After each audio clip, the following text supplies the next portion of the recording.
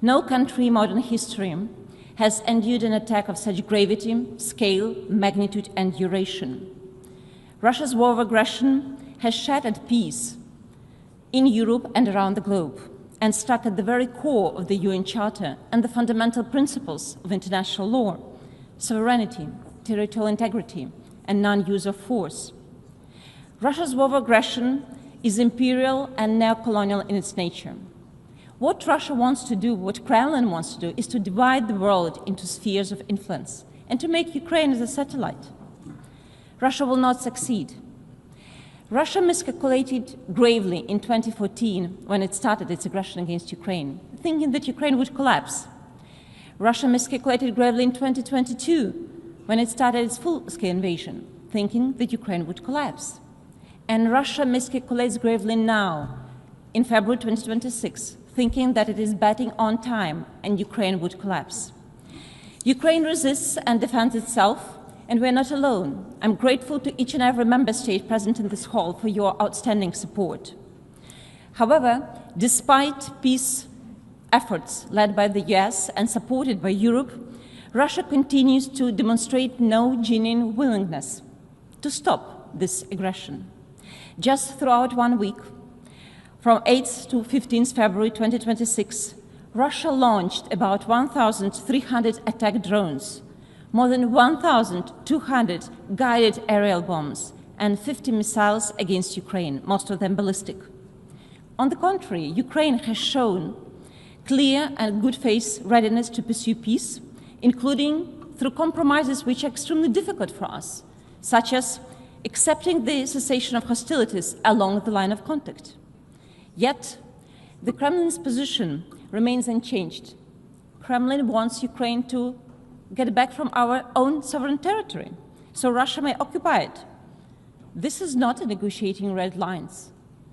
The sovereignty and territorial integrity of every member state is a fundamental principle of the UN Charter International Law, and I'm more than sure that it is a red line, not only for Ukraine, but for each country present here in this hall.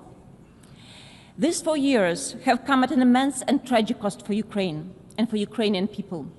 Unable to achieve strategic goals on the front, Russia pursued large-scale attacks against civilians, children, residential buildings, bombing schools, kindergarten, and critical infrastructure.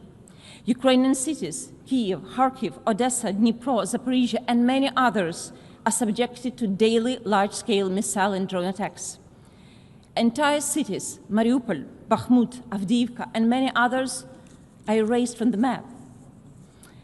Energy infrastructure has been deliberately and repeatedly targeted, especially when we have very severe winter in Ukraine. Russia has turned winter into its weapon, striking power plants and energy networks with the explicit aim of leaving civilians without electricity, heating, and water in freezing temperatures. Yesterday, New York City declared a state of emergency due to severe winter conditions. Now imagine these snowstorms and extreme cold, -20, -26, compounded by deliberate attack on power station and transmission grid. Imagine your apartments, no heating, no electricity, no water, and it's -20 outside, and Russia continues to strike Ukrainian people. That's how residents of Kyiv and many other cities across Ukraine have spent their winter. And this is not a collateral damage. This is not a military strategy gone wrong. This is a deliberate Russian state policy, weaponization of winter, darkness, and cold to break nation, to break our resilience. We're grateful to each country who provided energy assistance at this very critical juncture to Ukraine. It strengthened our resilience.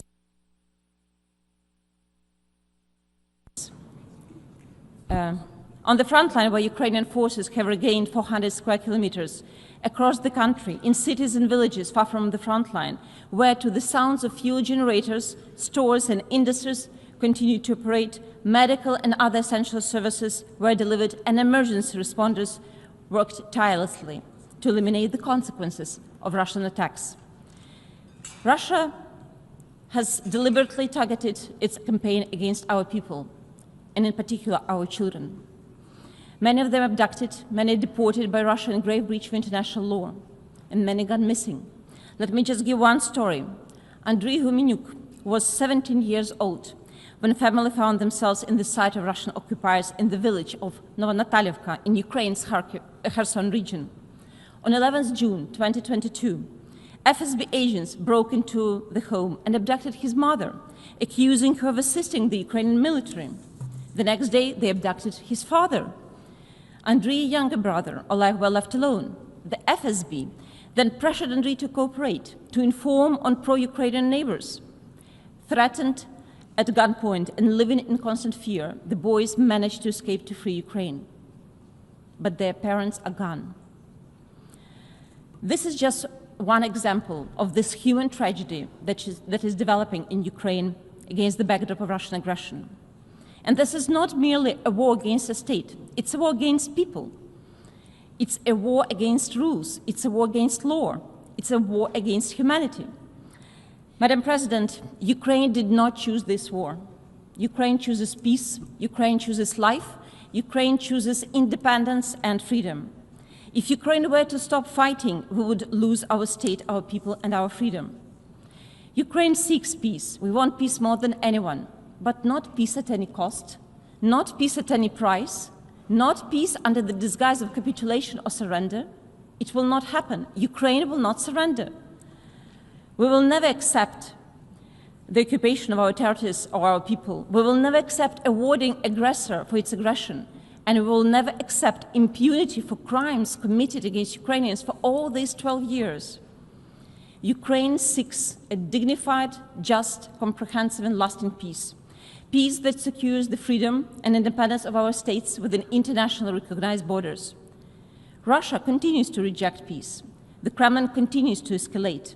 It is betting on time, betting that the world will go tired, the unity will weaken, and the principles will be compromised. This assembly must not allow this to happen, because this war is about whether borders can be redrawn by force, whether civilians can be targeted without consequences, and whether the principles we have all pledged to uphold will still mean anything tomorrow. No member state should be left alone when attacked, as Ukraine has been attacked, and Ukraine hasn't been left alone. We're deeply grateful to all member states that have stood with us through military, financial, humanitarian, political support. We're grateful to the US, Europe, African and Arab states, Latin American, Asian, as well as everyone who helps us bring peace closer.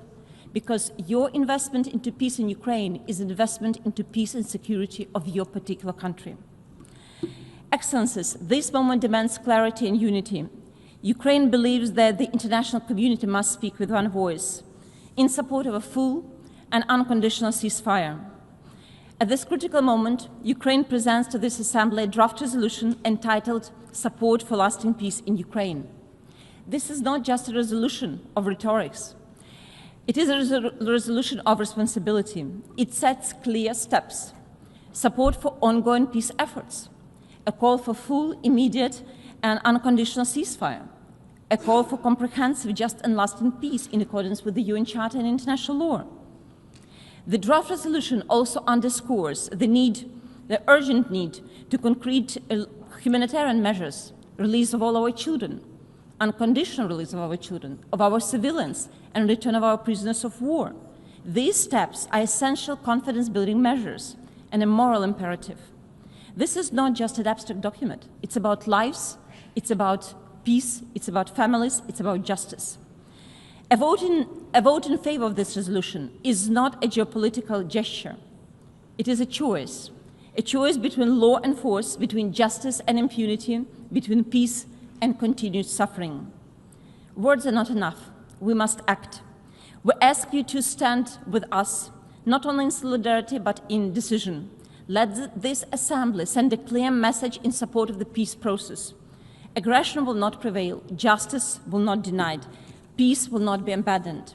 I therefore urge all member states to vote in favor of draft resolution ES 11/L.17, support for lasting peace in Ukraine. My delegation also moves that the debate on agenda item 5 be suspended at 11 a.m. today in order for the Assembly to proceed to the consideration of draft resolution, on the understanding that the debate would resume immediately after the action on the draft resolution, and the 11th emergency session would only be temporarily adjourned after the conclusion of the debate. Thank you so much. I thank the Deputy Minister for Foreign Affairs of Ukraine. I now,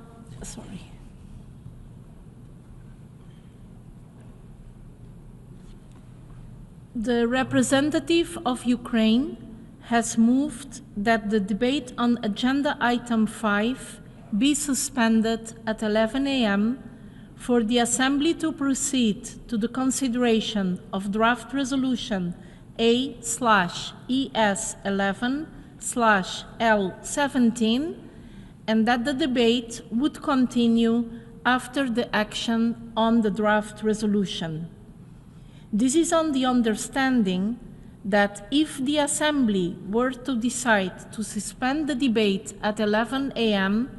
to proceed to the consideration of draft resolution A/ES11/L17 and to continue the debate after the action on the draft resolution, and if the Assembly were to subsequently adopt the draft resolution, the 11th emergency special session would be adjourned temporarily following the conclusion of the debate on item 5. Is there any objection to the motion? I hear no objection. It is so decided.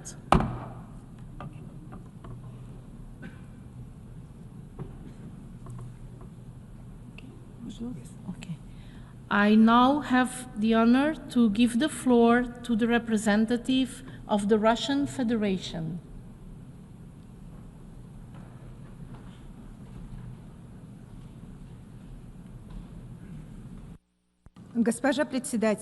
Madam President, today, when a genuine window of opportunity has opened up for a political settlement of the Ukrainian crisis, what we must be talking about first and foremost is not proclamations, but diplomacy.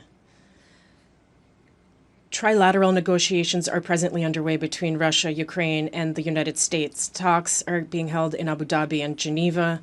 The delegations are working under challenging conditions, fully aware of their historical responsibility for the outcome. This is a moment that calls for quiet, restraint, and respect for the negotiation process.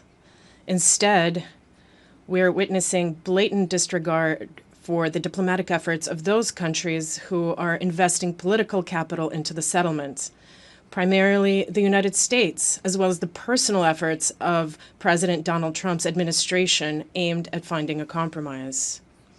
What is particularly cynical is that on February 17th, at the very moment when the delegations of the three countries were headed to Geneva for another round of talks, the armed forces of Ukraine unleashed 151 unmanned aerial vehicles at civilian facilities, primarily in Russia's southern regions.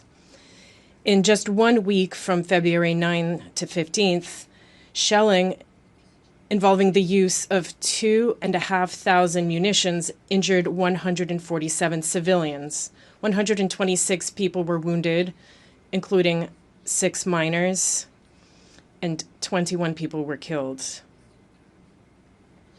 The strikes caused power supply disruptions affecting at least 454,000 people in the Belgorod, Bryansk, Zaporizhia, and Kursk regions. Is such conduct in line with the declared commitment to de-escalation? Does it create the atmosphere of trust needed to advance the talks? If the true goal is really peace, then actions must corroborate words rather than contradict them. If the Kiev regime were truly interested in achieving lasting peace, it would focus its efforts on diplomacy, on seeking mutually acceptable solutions, on working out durable security guarantees for both Russia and Ukraine, rather than initiating yet another politicized vote as part of the resumed 11th emergency special session of the UN General Assembly, which has been reconvened without justification. The very logic behind convening the emergency special session rested on the assumption that the Security Council was unable to fulfill its primary responsibility of maintaining international peace and security. Yet, exactly 1 year ago, the UN Security Council expressed its position on Ukraine by adopting Resolution 2774, reaffirming the need for a peaceful resolution to the conflict.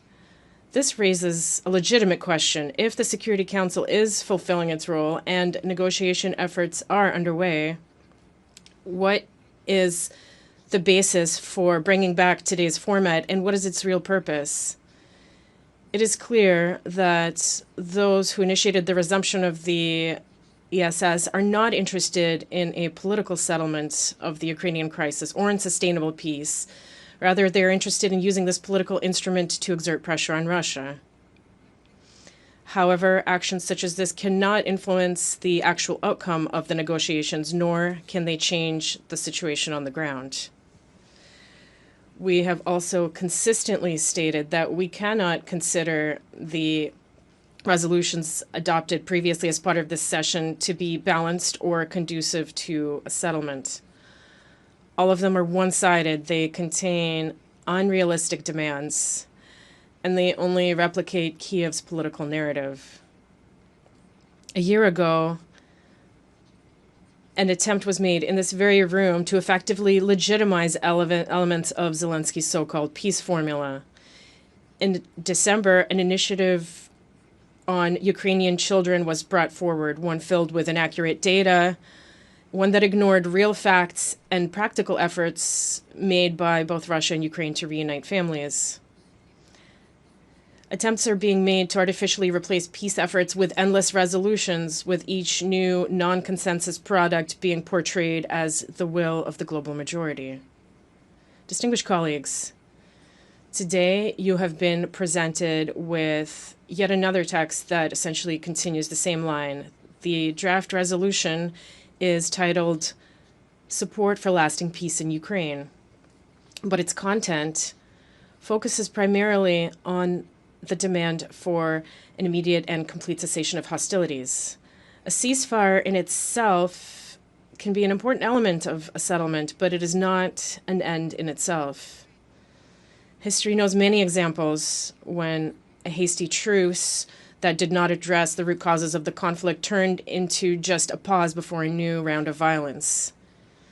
It is clear that Kiev, facing serious difficulties on the front line, as well as dwindling support from its Western sponsors, is primarily interested in a pause so that it can regroup and rearm. Moreover, this resolution, just like all the previous flawed products of the General Assembly on this topic, cites the UN Charter selectively. It highlights the principle of sovereignty and territorial integrity, but only in relation to one country. And where is the mention of another fundamental principle, the right of peoples to self-determination? Where is the reference to the need to respect human rights and fundamental freedoms for all, regardless of race, gender, language, or religion?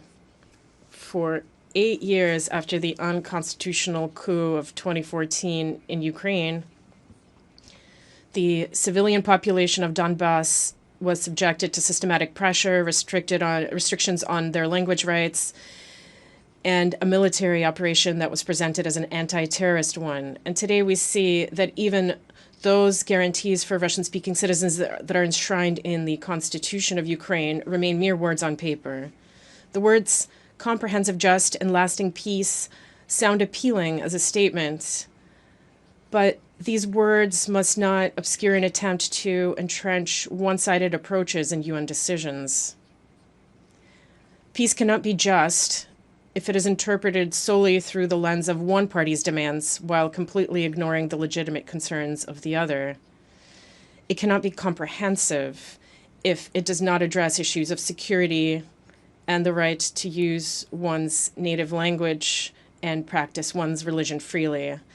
And it certainly cannot be lasting if the proposed solutions do not provide for a balance of interests and mutual guarantees. A genuinely sustainable solution is possible only through equal, respectful dialogue without accusations and without imposing pre-made solutions.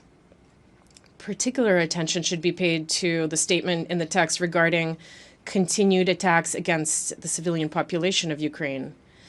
Every objective and sensible delegation knows that Russia does not carry out deliberate strikes on civilians. Every human life is important to us, in contrast to the practices employed by Ukrainian troops, which systematically use drones and artillery against civilian targets. Distinguished colleagues, do not let yourselves be fooled. What you have before you is not an instrument of peace. It is an instrument of politicization. No matter what kind of attractive diplomatic packaging it might be wrapped in, its true purpose is to create yet another round of accusations that will then be used as a tool to exert pressure. Meanwhile, Zelensky's regime and its European handlers continue to need numbers that they can later present as evidence of unwavering support. You have a choice. You can support a document that ignores the complexity of the conflict, interprets the norms of the UN Charter in a one-sided manner, and creates obstacles to negotiations. Or you can allow the negotiators to finish the work they have started.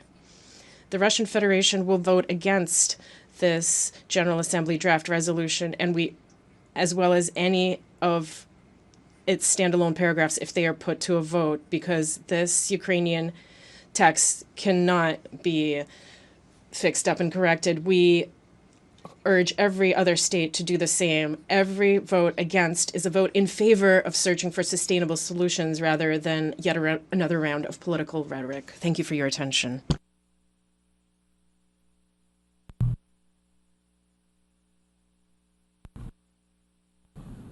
I thank the distinguished representative of the Russian Federation.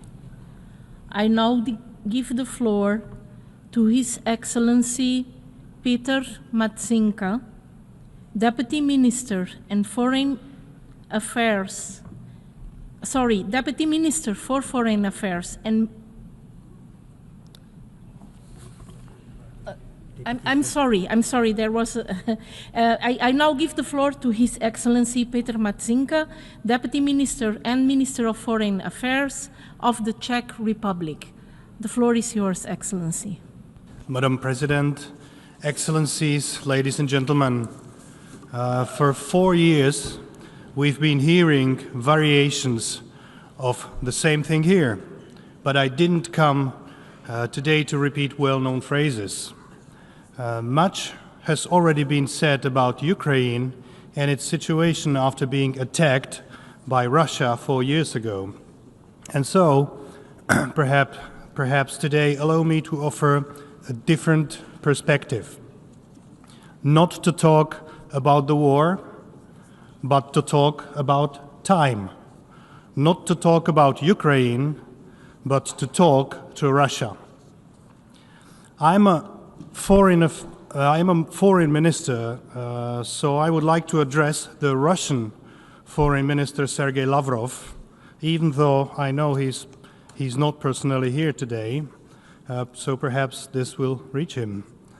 Minister Lavrov, I address you today not primarily as an adversary.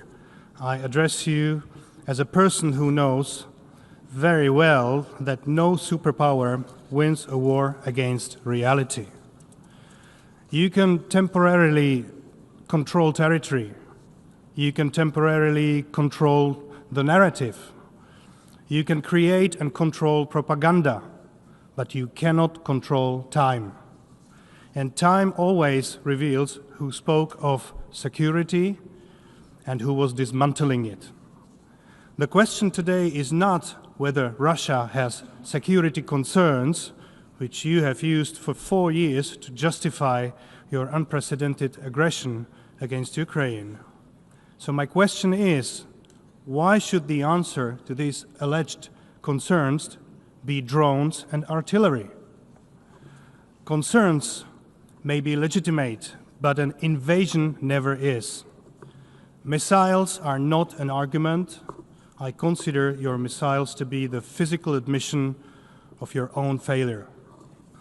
Mr. Minister, The strength of a global power doesn't lie in its ability to start a war. The greatest strength lies in its ability to end one. So after 4 years, the world would like to hear simple answers from you. What does your victory look like? How many destroyed cities are enough? How many wasted lives are enough? Because if victory has no clear end, then it is not a strategy. It is a cynical autopilot. Security is not measured by the size of occupied territory. And so I now ask in all seriousness, is Russia safer today than it was 4 years ago? Does it have more partners? Does it have more stability? Does it have more trust? And if the truthful answer is negative, and indeed it is negative, then it is legitimate to ask whether the chosen path really leads to a greater security for your country. Wars do not end with a mere stroke of a pen. They end with the question, why? And one day, it will not be Ukraine answering this question. It will be Russia. Russia, whose heroes once fought side by side with European nations against Nazism. But today, the shadow of a new war falls over their memory. So, Mr. Lavrov, great nations can survive defeat. They cannot, however, survive a strategy that has no end. You might seize territory, but you cannot seize the future. History is full of powers that believed time was on their side. In reality, it was always working against them. Every war begins with a plan, but yours survives today only because you lack the courage to admit that this plan has failed. And it has been 4 years, so the time is running out. The time has come to finally stop this war. Let me conclude by thanking Ukraine for presenting a draft resolution to this Assembly. The Czech Republic will vote in favor of the resolution, and I would like to ask you all to do the same. Thank you very much. I thank His Excellency, the Deputy Prime Minister and Minister of Foreign Affairs of the Czech Republic. I now give the floor to Her Excellency Baiba Braze, Minister of Foreign Affairs of Latvia.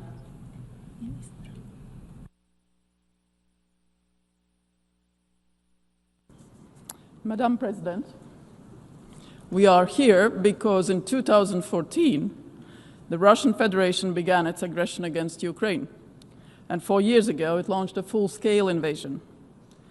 Ukraine has tabled a resolution today to show UN's support to peace. This is a chance for the UN membership to prove we all want peace. We want a just and lasting peace, and we want this war to stop. UN reports confirm that Russia has committed war crimes and atrocities in Ukraine at mass scale. And we must call Russia's crimes for what they are. As defined by Article 2 of the Genocide Convention, genocide is the intent, and I quote, to destroy in whole or in part a national, racial, or religious group, unquote. Russia's leaders have repeatedly denied Ukraine's right to exist. For example, I quote Vladimir Putin from June 23 of last year. I quote, I have said many times that I consider the Russian and Ukrainian people to be one people. In this sense, all of Ukraine is ours. We have an old rule.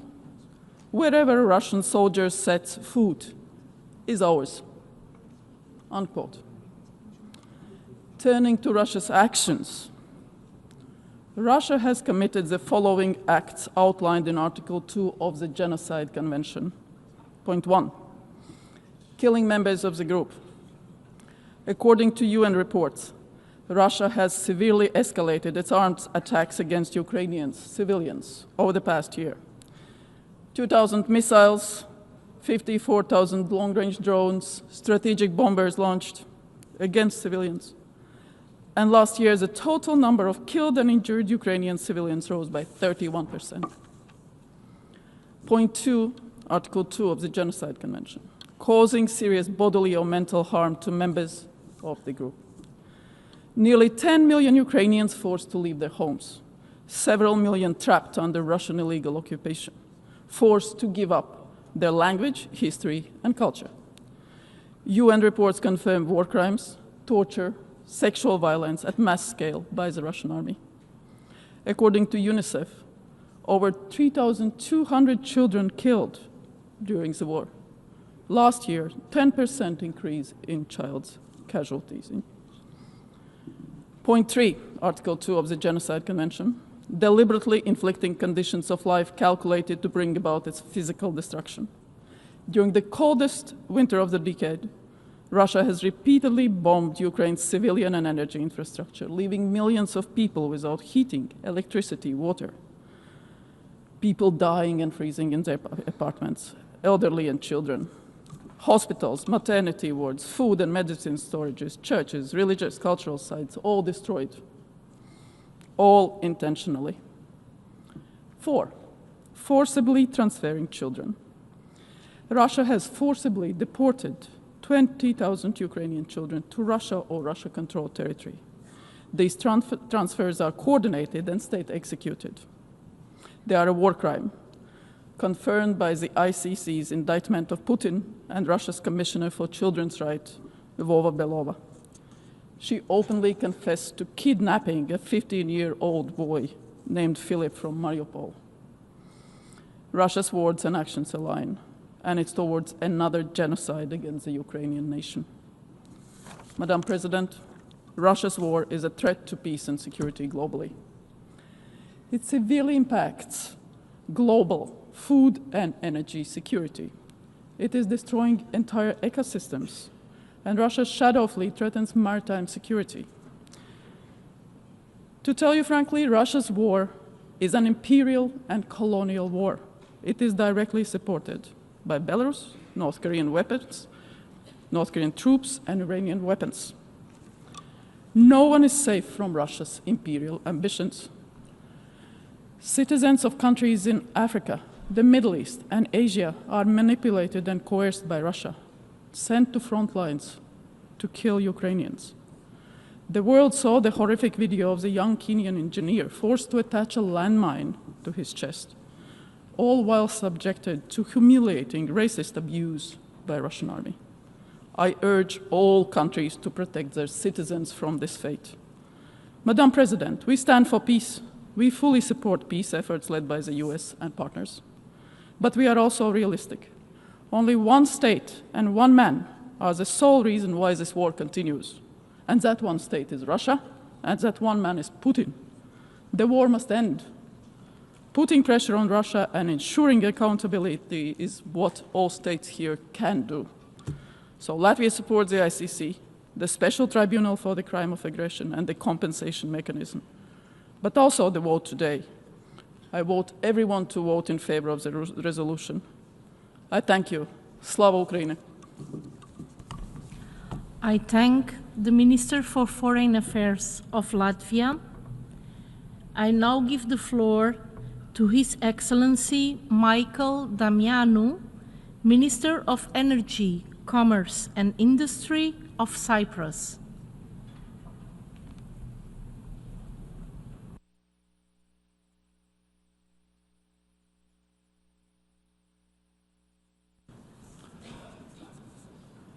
Madam President, Excellencies, distinguished guests, delegates.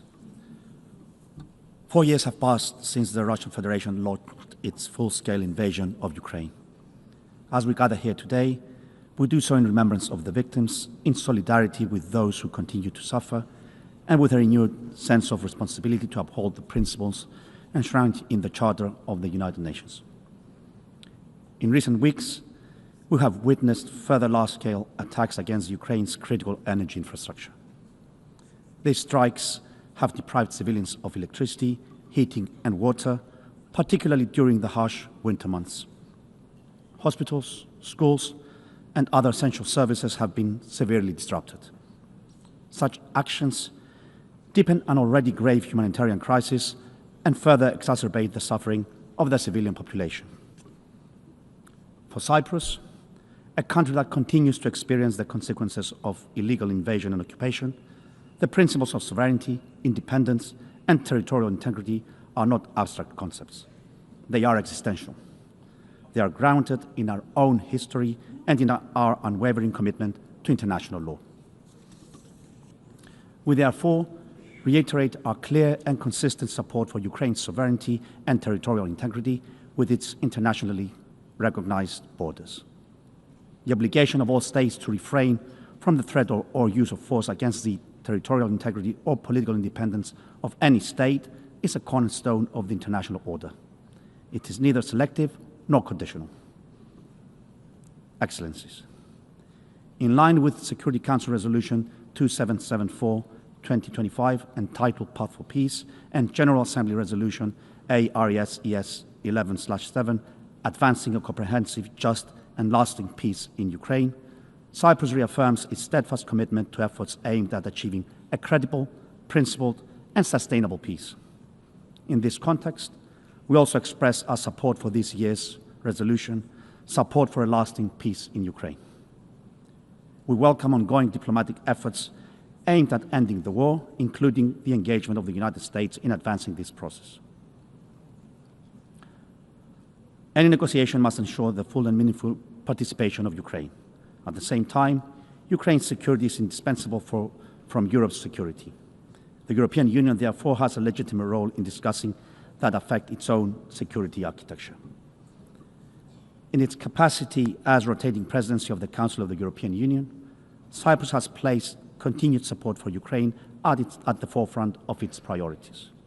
We remain committed to advancing the Union's broad-based assistance to Ukraine, including humanitarian relief, economic support, reconstruction efforts, and Ukraine's European aspirations. Any peace must also entail accountability.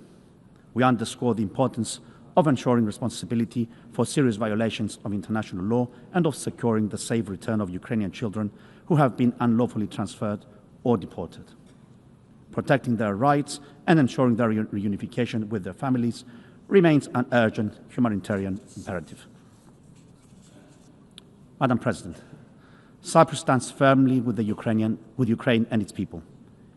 We will continue to support efforts aimed at achieving a just and lasting peace and to defend a rules-based international order where the sovereignty and security of every state, without exception, are fully respected. Thank you.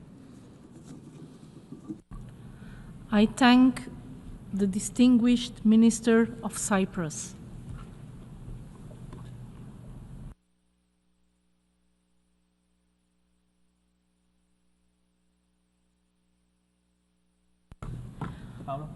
I now give the floor to His Excellency Stefan Doty, Minister of State for Europe, North America, and Overseas Territories of the United Kingdom. Well, thank you, Madam Chair. And I want to start by speaking directly to President Zelensky and you, dear Mariana, and all Ukrainians who have carried this war on your shoulders for 4 long years. The United Kingdom stands with you in our unwavering commitment to a just and lasting peace, and we salute your courage. And dear members of this General Assembly, despite the claims of the Russian representative, I tell you that Ukrainian civilians are living under relentless missile and drone attacks on their homes, businesses, hospitals and schools. And since October alone, Russia has fired almost 1,000 missiles and tens of thousands of drones. Millions have been left without heat or power, in temperatures falling to -20. And like some in this room, I too have been in Kiev under bombardment and have seen the destruction and the damage with my own eyes. This is the reality of Russia's war. But of course, the truth is that Russia is failing on the battlefield, and so It is weaponizing winter, and it's stepping up its attacks on civilians. It is tearing families apart through death, displacement, and deportation. And in a particularly heinous act that shames our world, Russia has abducted tens of thousands of Ukrainian children, ripping them from their communities and attempting to erase their identities. And UN reports have pointed to extensive evidence of men, women, and children being subjected to sexual violence. But let me be clear, dear members of this Assembly, Russia's war against Ukraine is a flagrant violation of the United Nations Charter. It has involved countless violations of human rights, and it must end. But the path to peace is clear. Ukraine agreed to a full, immediate, and unconditional ceasefire almost a year ago. Russia must now do the same. It must engage meaningfully with the United States-led peace process, withdraw its troops, return every stolen child and every prisoner of war. And let there be no doubt, Russia must and will be held accountable for the crimes it has committed, because peace built on anything else less than this will not last. And that is why the United Kingdom and France are leading a coalition of the willing, with partners from across Europe alongside Canada and countries in the Asia-Pacific region. Together, we are supporting Ukraine now and working to ensure that any peace endures. And as Minister responsible for Europe, Ukraine has been at the centre of my discussions with partners around the world. We are increasing pressure to choke off the Russian war machine, including through sanctions, and we are keeping the focus firmly on a just and lasting peace. And Madam Chair, the United Kingdom has also signed a 100-year partnership with Ukraine, making clear our long-term commitment to a sovereign, secure and independent future for Ukraine. Our support is practical and sustained. We are helping to protect Ukrainian skies. We are supporting urgent energy repairs so schools can open and hospitals can function. And we are providing generators, equipment and protection for critical infrastructure. Indeed, today, Madam Chair, we have announced another £20 million in support for Ukraine to fix the damage caused to its energy grid by Russia's brutal attacks. And we are also working relentlessly for justice so that Russia's crimes are documented and answered for. So I say to members of this Assembly, remain steadfast in your commitment to the United Nations Charter, to the principle that international borders must not be changed by force, because the consequences of this invasion reach far beyond Europe, whether that is in relation to food security, energy markets, or indeed global stability and security. If we turn away from our common values and the laws that uphold the international system, the consequences will be graver still for all of us, for all of you and all of your peoples. And I say to the people of Ukraine, we know you are fighting for your freedom and your security, but also for the freedom and security of all nations. Your courage will never be forgotten. It inspires this Assembly, it inspires the people of the United Kingdom, and it reminds the world what is at stake when aggression goes unanswered. We know that all too well from our own history, and that is why we must continue to speak with clarity, unity and resolve. Russia can end this war. It can do so tomorrow by withdrawing its troops, ending its atrocities, ending its attacks on civilians and children and innocent civilians across Ukraine. But until then, this Assembly has a duty to put the truth on record, to build and sustain global pressure, and to stand unmistakably on the right side of history, on the side of peace, of sovereignty and of justice. Thank you, Madam Chair. Diolch yn fawr. I thank the Minister of State of the United Kingdom. As decided earlier this morning, we shall now proceed to consider draft resolution A/ES11/L17. For your information, the draft resolution has closed for e-sponsorship. I now give the floor to the representative of the Secretariat. Thank you, Madam President. I should like to announce that since the submission of the draft resolution, and in addition to the delegation listed on the L document, the following countries have also become co-sponsors of A/ES11/L17.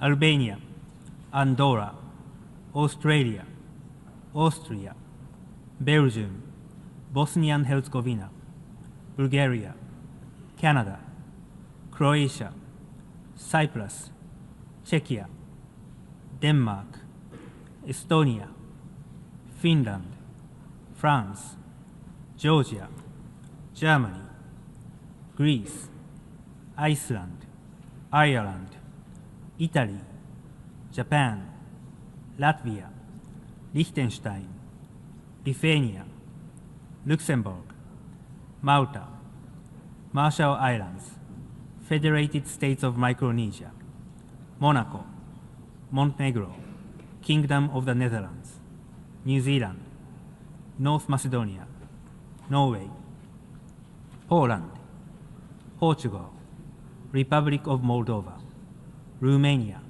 San Marino, Slovenia, Spain, Sweden, Switzerland, and the United Kingdom. If any other countries wish to co-sponsor A/ES11/L17, please signify by pressing the microphone button now.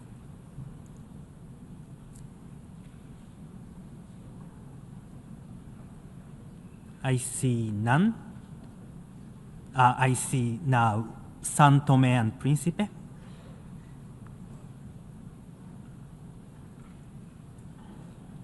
São Tomé and Príncipe. Thank you, Madam President. I thank the representative of the Secretariat. Before giving the floor for explanations of vote before the vote, may I remind delegations that they are strongly urged to limit explanations of vote to 5 minutes, which should in any case not exceed 10 minutes. Explanations of vote are limited to 10 minutes and should be made from their seats.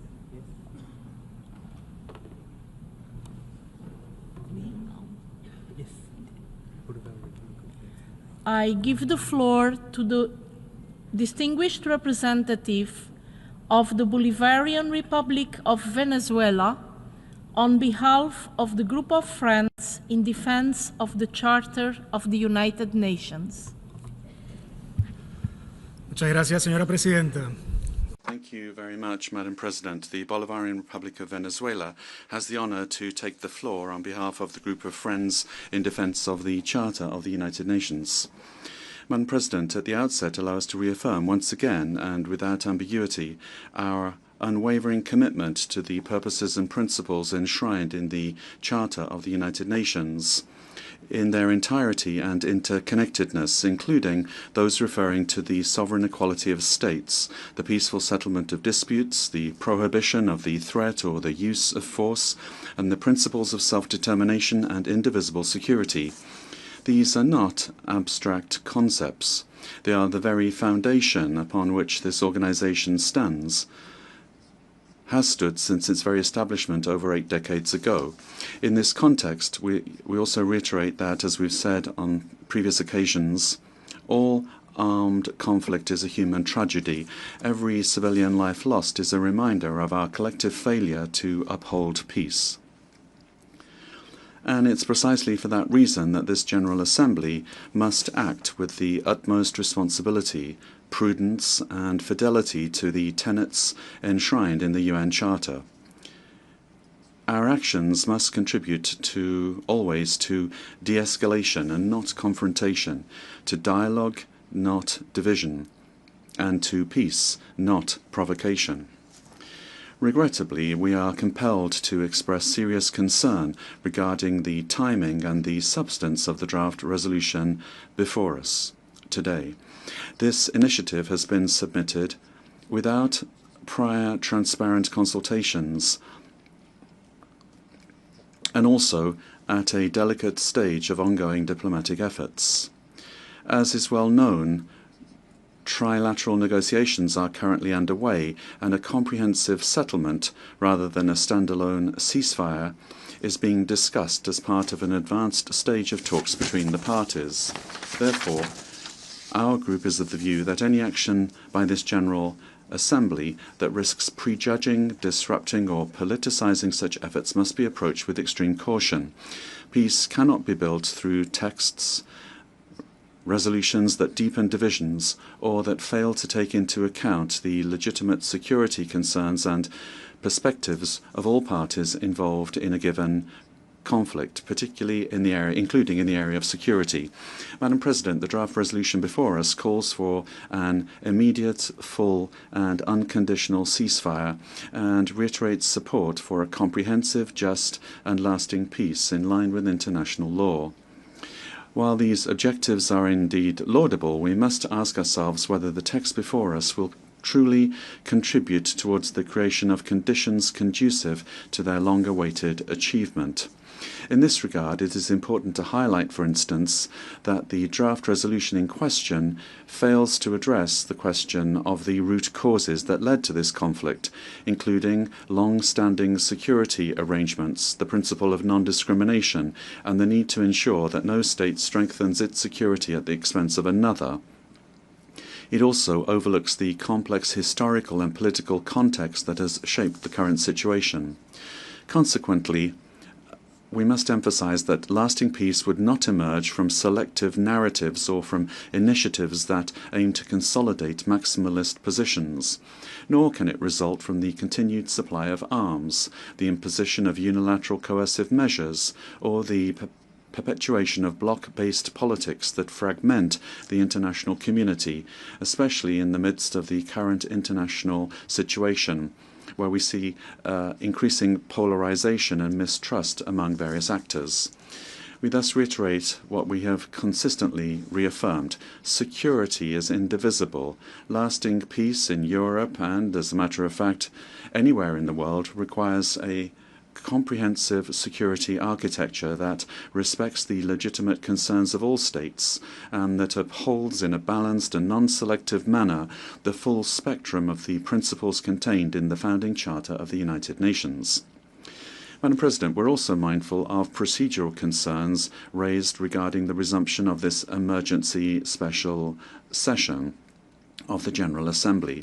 The Security Council, through its most recent resolution 2774, has called for a peaceful settlement of the conflict we are addressing today. The primary responsibility for the maintenance of international peace and security rests with that organ, as established by the foundational charter of our organization. Therefore, this General Assembly must ensure that its actions complement rather than complicate ongoing diplomatic efforts. And we would stress here that repeated recourse to divisive resolutions has, over the past 4 years, neither ended the conflict nor alleviated the suffering of civilians. On the contrary, such approaches have often coincided with further escalation on the ground. The peoples of Ukraine and the Russian Federation deserve peace, but real, lasting, negotiated peace. But peace, Madam President, will not be achieved through initiatives that one of the main parties to the conflict views as disruptive to negotiations currently underway. Therefore, the Group of Friends in Defence of the Charter of the United Nations is compelled to call upon Member States to act with wisdom and restraint. We urge all delegations to give genuine diplomacy a chance, to avoid steps that could undermine ongoing negotiations, and to recommit themselves to the peaceful settlement of disputes in strict adherence to the UN Charter. Madam President, we must not allow this General Assembly to be transformed into an arena for geopolitical contests. Instead, it should serve as a space for fostering dialogue, for building trust and promoting inclusive solutions that address, amongst other things, the root causes of conflicts, including as a concrete means to prevent their re-emergence in the future. In closing, we reiterate our position of principle. Lasting peace cannot be imposed. It must be negotiated. It cannot be selective. It must be comprehensive. And it cannot be achieved at the expense of the legitimate security concerns of any state. Therefore, we appeal to rise above divisions today and act in a responsible manner. Let us, therefore, give peace a real chance. Thank you very much, Madam President. Gracias al Thank you to the distinguished representative of the Bolivarian Republic of Venezuela. I now give the floor to the distinguished representative of Nicaragua. Señora Presidenta. Madam President, Nicaragua reaffirms its commitment to the purposes and principles of the United Nations Charter, sovereign equality of states, sovereignty, non-interference, and the peaceful settlement of disputes. Lasting peace requires solutions through peaceful diplomatic means, a guarantee of security, and a realistic approach that will favor understanding, avoiding politicization, and the selective use of this General Assembly. We see that this special emergency session has been used repeatedly to impose political projects, selective projects which deepen divisions among member states and reduce the space for mutual good faith understanding. These initiatives put forward end up substituting dialogue because of pressure. And this shows the lack of goodwill of certain countries and European countries to engage in serious negotiations to come up with serious results. In this context, Nicaragua very much appreciates the goodwill being shown by the government of the Russian Federation to engage in conversations between the parties. This deserves respect and political support. At the same time, our delegation feels that political and military support from NATO is escalating the conflict, as well as certain Western countries that are inciting confrontation and prolonging hostilities with the warlike rhetoric and constant flow of arms. In addition to this, we have disinformation campaigns and a media campaign led by major communication organizations to change perceptions and lead to a policy of confrontation. Madam President, on behalf of the government and people of Nicaragua, we express our firm solidarity with the Russian Federation, and we recognize the determination with which they are facing neo-fascist and neo-Nazi movements occurring in Ukraine. The Western countries are promoting hate and making it impossible to bring about any kind of understanding and reconciliation. Nicaragua feels that the draft resolution entitled Support for Lasting Peace in Ukraine does nothing to create conditions for a realistic and sustainable political outcome, and that's why Nicaragua will vote against the draft. We are convinced that serious negotiations with a security focus and guarantees for the parties are what constitute the path towards genuine, lasting peace that will address the root causes of the conflict. Thank you very much. Gracias al representante de Nicaragua. Thank you very much to the representative of Nicaragua. We have heard the last speaker in explanation of vote before the vote. I give the floor to the permanent representative of the Republic of Korea on a point of order.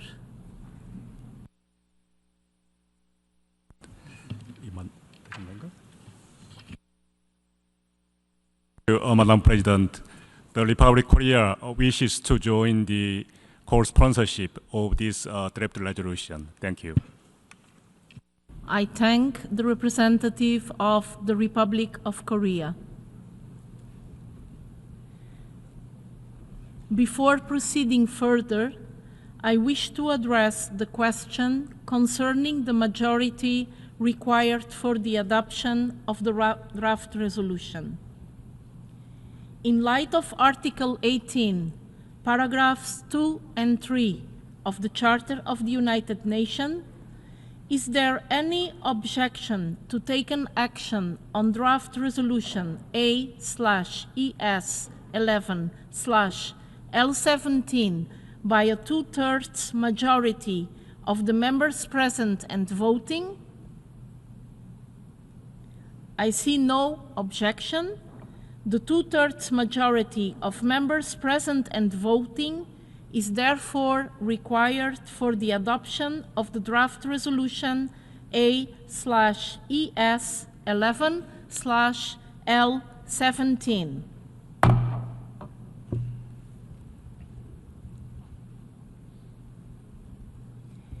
The Assembly will now take a decision on draft resolution A/ES 11/L17 entitled Support for Lasting Peace in Ukraine. A separate recorded vote has been requested on the second preambular paragraph and operative paragraph 2 of draft resolution A/ES 11/L17. Is there any objection to this? I give the floor to the representative of Ukraine. Thank you, Madam President. We note with great disappointment the motion for division proposed by the delegation of the United States of America on draft resolution A/ES 11/L17. The proposed deletions of PP2 and OP2 are deeply concerning and cannot be accepted. The draft resolution submitted by Ukraine is clear, concise, containing the agreed language, and it reflects the core principles of the international law, including the UN Charter. The provisions targeted by the United States refer to the principles of sovereignty and territorial integrity, unity of member states, including Ukraine. Weakening or removing this language would send a very dangerous signal that these fundamental principles are negotiable. Secondly, the call for a comprehensive, just and lasting peace in line with international law, including the UN Charter, has been supported by over 141 UN member states. We strongly urge maintaining both paragraphs in full. Therefore, we reject the motion for division. Our delegation calls for a recorded vote on the motion for division.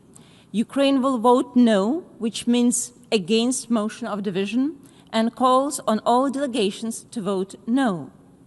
To avoid confusion, before the vote, I would like to ask the Secretariat and the President to explain clearly to all the delegations what a yes vote and a no vote mean in this regard. I thank you, Madam President. I thank the representative of Ukraine. An objection has been made to the request for division. In accordance with Rule 89, if objection is made to the request for division, the motion for division shall be voted upon. Permission to speak on the motion for division shall be given only to 2 speakers in favor and 2 speakers against. I call on the representative of the United Nations. I'm sorry, of the United States, obviously.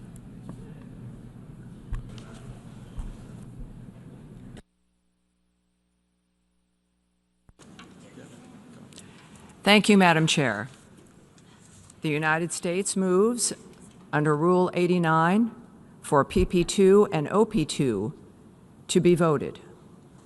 While the United States welcomes the resolution's call for an immediate ceasefire, our view is that certain language in the resolution is likely to distract from ongoing negotiations, rather than support discussion of the full range of diplomatic avenues that may pave the way to durable peace. For this reason, the United States requests the 2 paragraphs be voted. Thank you. I thank the representative of the United States. I now call on the representative of France. Merci, Madame. Thank you very much, Madam President. As the invasion of Ukraine enters its 5th year, Ukraine proposes to this Assembly a draft resolution that supports the momentum of peace efforts currently underway, and one that recalls the principles of the United Nations Charter.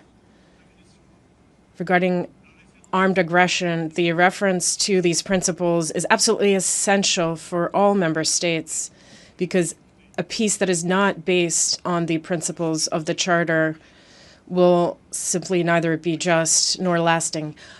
Accepting a motion for division of this text would mean that the GA would be voting against the principles of the Charter. That is why we call on all member states to vote against this motion for division and then vote in favor of the draft resolution in its entirety. I thank you. I thank the representative of France. In accordance with Rule 89, I shall now put to a recorded vote the motion for division. We shall now begin the voting process.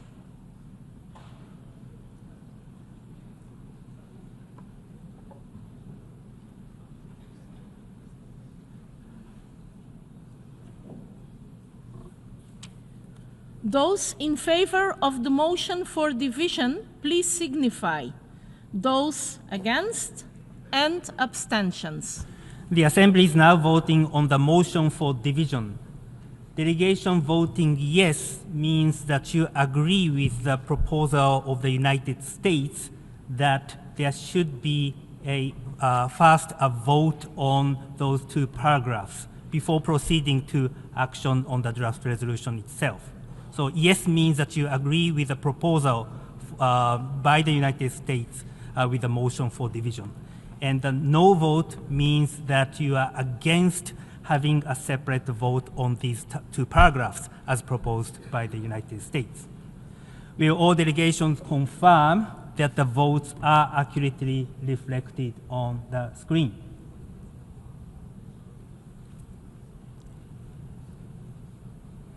The voting has been completed. Please lock the machine.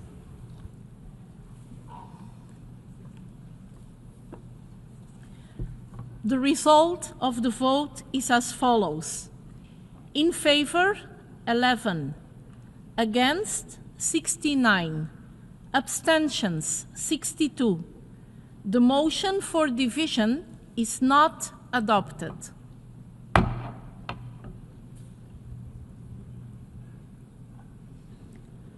A recorded vote has been requested on the draft resolution.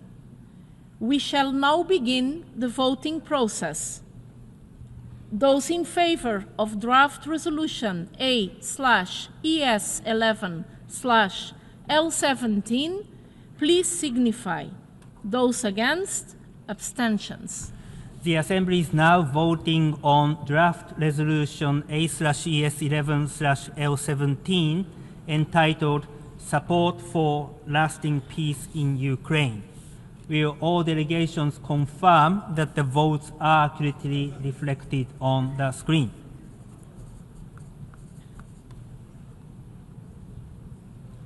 The voting has been completed. Please lock the machine.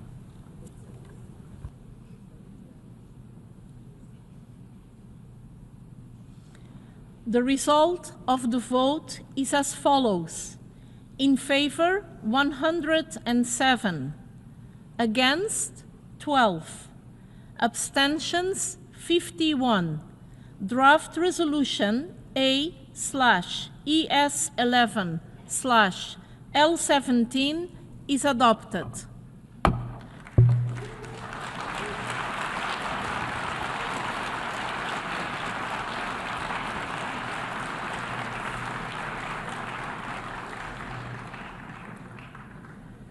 Before giving the floor for explanations of vote after the vote, may I remind delegations that they are strongly urged to limit explanations of vote to 5 minutes, which should in any case not exceed 10 minutes and be made from their seats.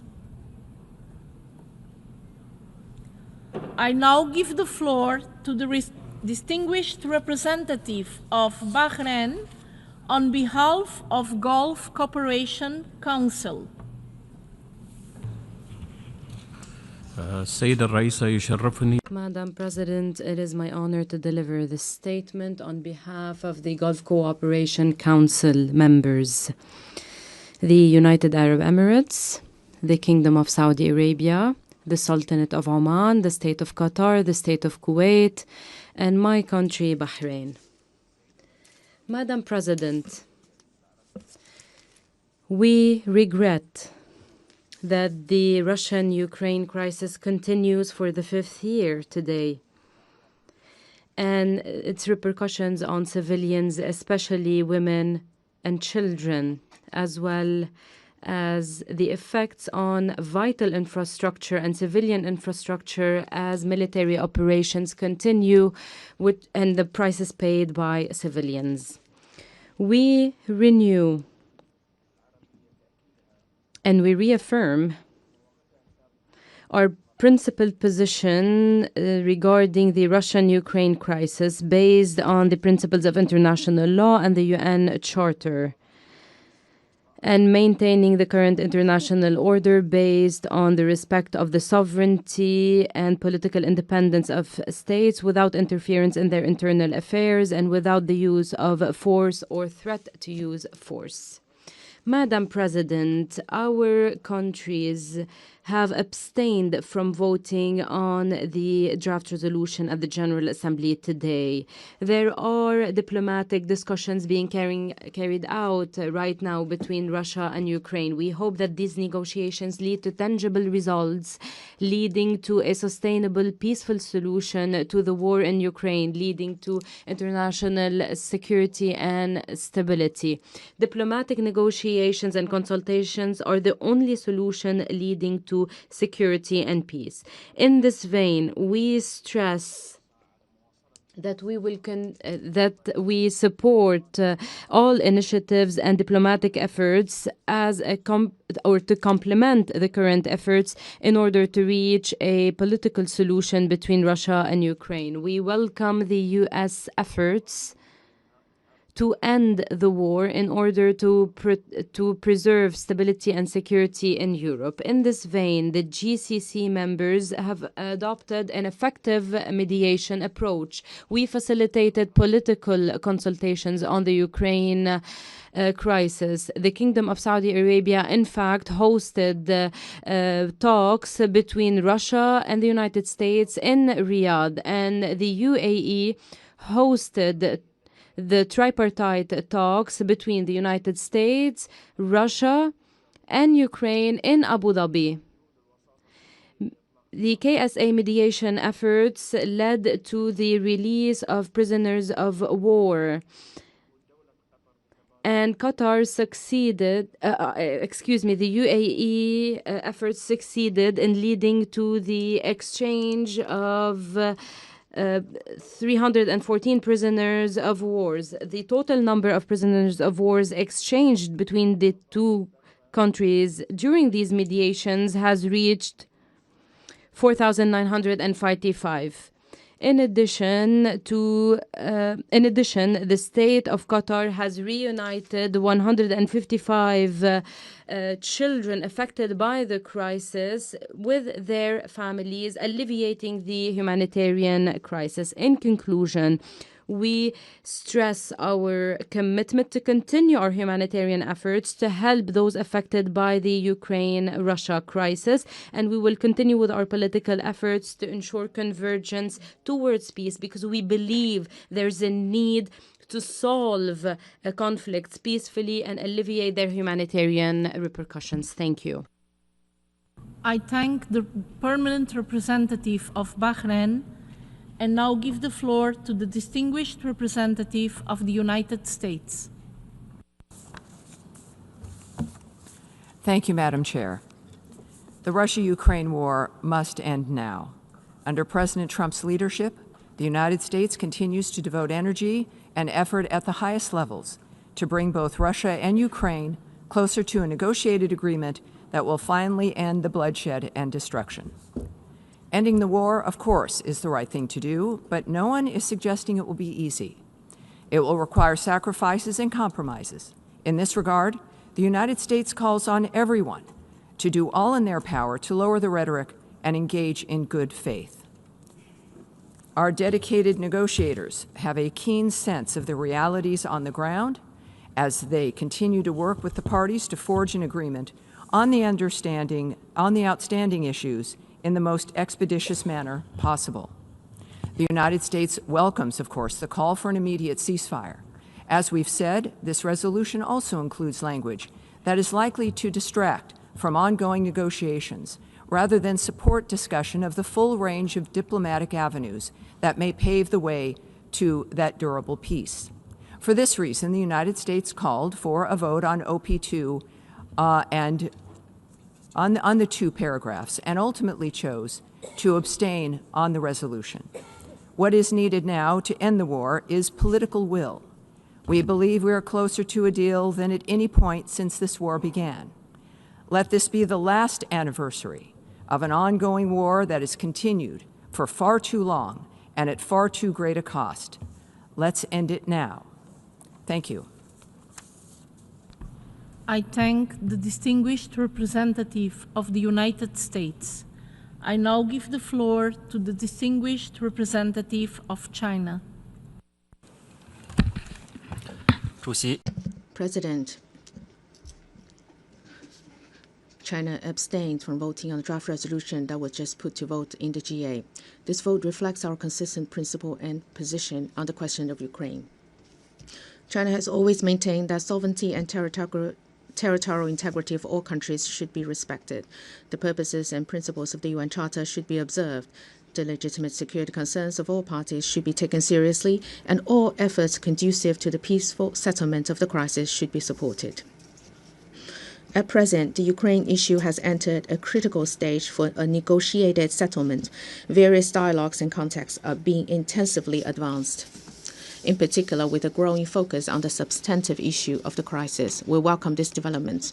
China welcomes and supports all efforts dedicated to peace and calls on the parties concerned to maintain positive momentum, continue building consensus, and strive to reach a comprehensive, lasting, and binding peace agreement.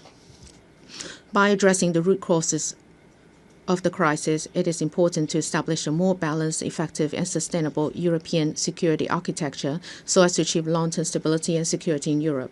At this critical juncture, we hope that the international community will help create favorable conditions for a political settlement of this crisis and expect the GA to play a constructive role in building consensus for peace among member states. China will continue to make active efforts to advance the political settlement of the crisis. Thank you, President. I thank the distinguished representative of China and now give the floor to the distinguished representative of South Africa. Thank you, Madam President. We would like to thank you for convening the 11th Emergency Special Session of the United Nations General Assembly to consider the draft resolution on the support for lasting peace in Ukraine. It is regrettable that we are meeting on the 4th anniversary of a war that could have been resolved diplomatically rather than through a protracted conflict. This conflict has led to wanton destruction and the death of many in Ukraine and the Russian Federation and affected the security of the wider European region. The human and negative economic impact and tension arising from the conflict has affected all of us, including African countries, underscoring the fact that we live in an interconnected world.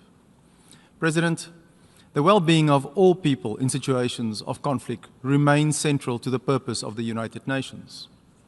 Preventing the worsening humanitarian situation should be our primary focus. The importance of taking every precaution to avoid targeting civilians, civilian infrastructure, and critical energy infrastructure cannot be overstated. South Africa also reiterates its continued support for the protection of children on all sides and their inviolable right to grow up in peace in a social context that respects their identity and celebrates. President, now more than ever, at this inflection point in the stability of the global order, there is a need for a peaceful and negotiated resolution of this and other persistent conflicts, with the UN at the center, in line with a rules-based order, with due respect for international law, including the UN Charter. Critically, there must be adherence to the sovereignty and territorial integrity of all states, the core principles upon which the United Nations was founded more than 80 years ago. This also requires adherence to the Just Kogan's norm that prohibits the acquisition of land through the use of force or threat thereof. South Africa therefore commends all efforts aimed at bringing about a just peace and reiterates its continued firm support for the diplomatic resolution of the war in Ukraine. This is an endeavor which we have consistently pursued bilaterally, including through the African Peace Initiative, which remains one of the only efforts to constructively engage both sides of the conflict. President, we have today considered another draft resolution on the situation in Ukraine. The operative elements of the resolution is in line with South Africa's approach to this conflict. It's lamentable, though, that once again the text was produced in a restrictive manner without all member states being afforded an equal opportunity to contribute to its drafting. Consequently, it ignored the constructive contributions of many states committed to peace in Ukraine and does not meet the necessary threshold of collective action as envisaged by an institution of this nature, thus perpetuating a perception that some views and initiatives are more important than others. South Africa, however, did not vote against the resolution before the Assembly today, as it echoes our call for all member states to remain resolutely committed to the peaceful and negotiated settlement of this conflict, while at the same time firmly recognizing the primacy of the United Nations in advancing the cause of peace without fear or favor. Once again, we implore all member states to recommit to inclusivity, which is a central tenet critical to a prosperous global order. This commitment starts with collective action in pursuit of a peaceful resolution of this protracted conflict in line with international law. I thank you. I thank the Chargé d'Affaires of South Africa and now give the floor to the distinguished representative of Thailand. Thank you, Madam President. Thailand has voted in favor of the draft resolution as it calls for immediate ceasefire and a lasting peace in Ukraine in accordance with international law and the UN Charter. Our vote also reflects our deep concern over humanitarian consequences of the conflict, which has led to the continued loss of innocent lives, the destruction of civilian infrastructure, and the severe sufferings endured by civilians on the ground. As today marks the 4th year of the conflict in Ukraine, Thailand joins the international community in calling for an immediate, full, and unconditional ceasefire to alleviate people's suffering and ensure unhindered delivery of humanitarian assistance. We urge all parties to exercise maximum restraint, fully respect international law, including international humanitarian law, and take all necessary measures to prevent further escalation and protect innocent lives. On our part, Thailand has provided humanitarian assistance, both in the form of financial contribution and relief items to the people in the affected areas. Most recently in January 2026 through the Thai Red Cross Society. Moreover, the Thai Civilian Deminer Association has supported Ukraine humanitarian demining as part of recovery efforts aimed at restoring agricultural land and livelihoods in the country. Thailand fully supports the peaceful settlement of disputes and reiterates its call on all parties to engage in constructive dialogue that is inclusive, forward-looking, and grounded in mutual trust and respect, with an aim to de-escalate tensions and find a sustainable pathway towards peace. We thus welcome all diplomatic efforts in this regard, including the recent peace talk held in Abu Dhabi and Geneva. Thailand reaffirms its unwavering commitment to its obligation under international law and the purposes and principles enshrined in the UN Charter, which must remain for the foundation for addressing the situation and for advancing a just and lasting peace in Ukraine. I thank you. I thank the distinguished representative of Thailand.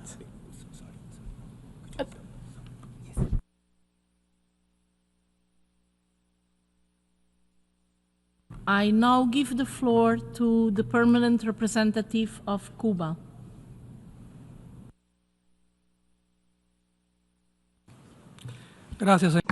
Thank you, Madam President. Madam President, Cuba voted against the draft resolution L17 because we feel it does not contribute or provide help to negotiations to bring about lasting peace with the participation of all parties involved. The support for lasting peace in Ukraine, as reflected in the title of this resolution, should take into account the legitimate concerns of all, and this initiative lacks that. By making only one party responsible and not recognizing the responsibility of those that deployed aggressive actions that led to the escalation of the conflict, this resolution is only giving a partial, distorted view of the facts. It will not be possible to achieve peace through political manipulation, double standards, and selectivity. We have emphatically opposed these approaches in the General Assembly. All of this, rather than helping to solve the conflict, which could have been avoided, is only exacerbating differences. Madam President, Cuba has not been and will never be a part of the conflict in Ukraine, despite several attempts by the United States and other governments to link us to this conflict. We are faithful to our principles in full respect of the United Nations Charter and international law. We will maintain a firm defense of peace and oppose the use or the threat of use of force against any state. And we reaffirm our rejection of the increasing arms race, sanctions, unilateral measures that only deepen the causes of conflict and its lamentable consequences. In accordance with our commitment to international humanitarian law, we reiterate our call to all the parties to protect the civilian population, their goods and civilian infrastructure. We support efforts to alleviate the humanitarian situation and minimize the suffering of the population in the conflict area. We very much regret the loss of innocent lives in this war. Madam President, Cuba will continue to advocate for a serious diplomatic solution that is constructive and realistic of the current crisis in Ukraine through peaceful means in strict adherence to international law that will guarantee the sovereignty and address the legitimate security concerns of all parties, particularly address the underlying causes of the conflict. Thank you. Gracias. Thank you very much to the permanent representative of Cuba. The floor to the distinguished representative of Egypt. سيد الرئيس يأتي اجتماعنا Madam President, we are holding this meeting today as the Russia-Ukraine crisis enters its fifth year. It is no secret that this crisis has not only affected the two parties to the conflict and their immediate regional surroundings, but has also cast a profoundly negative shadow on the countries of the global south, particularly African nations. Egypt has been at the heart of these challenges. It has been directly affected by the disruptions affecting food security, supply chains, and rising energy prices. In this context, Egypt has actively engaged in all sincere efforts to end the conflict, whether through initiatives, actions, or draft resolutions. Egypt participated in the Arab Contact Group at the ministerial level in June 2022, at the African Leaders Initiative in July 2023, and finally joined the core group of the Friends of Peace in September 2024. From this perspective, Egypt's position on the crisis was based on a number of firm principles, which are key in reflecting Egypt's principled position applied to all issues facing the world, regardless of their context or geographical location. They are as follows. 1. Reaching sustainable solutions to conflicts should be based on the purposes and principles of the UN Charter without selectivity, and should be based on the principles of international law, including through dialogue, the peaceful settlement of disputes, and the rights of peoples to self-determination. 2. A sustainable settlement and a lasting settlement of the conflict cannot be achieved without addressing the root causes of the crisis and the legitimate security concerns of states, and without respecting the linguistic and cultural rights of the population. Neglecting this aspect leads to an incomplete understanding of the crisis. Therefore,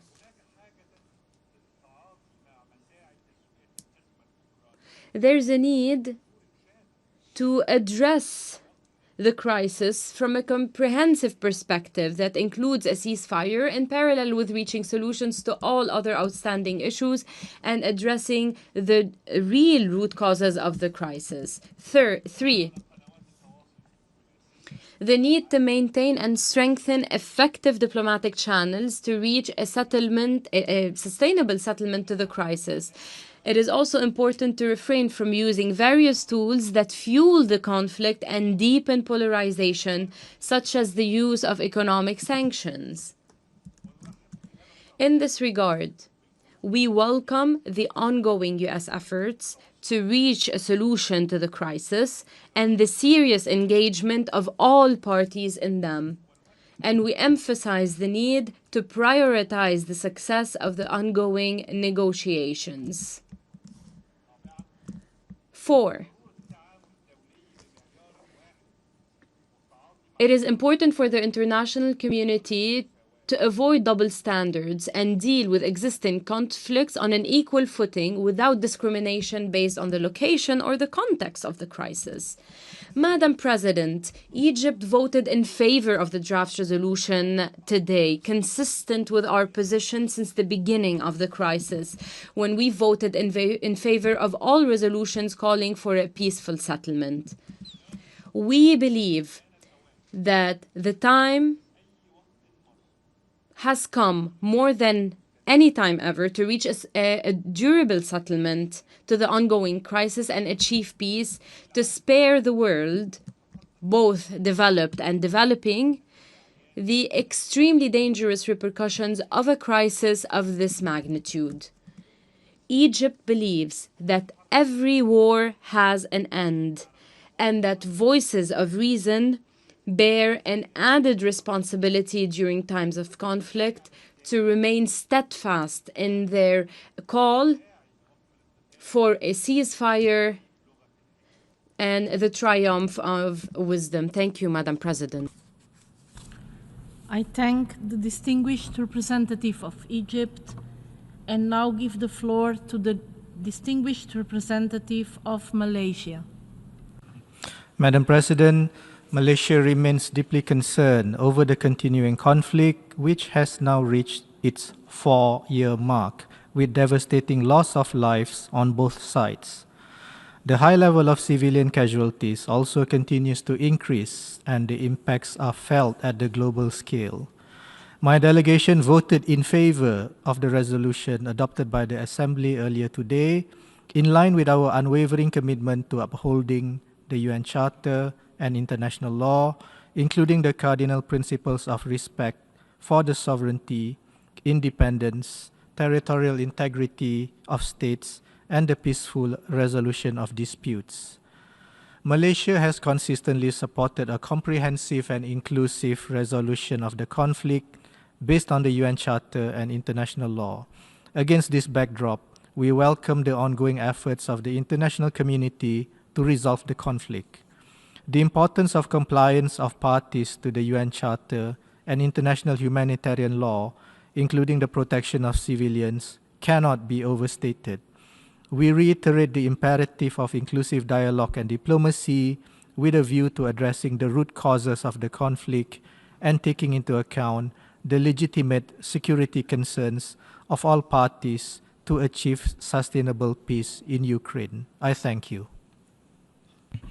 I thank the distinguished representative of Malaysia.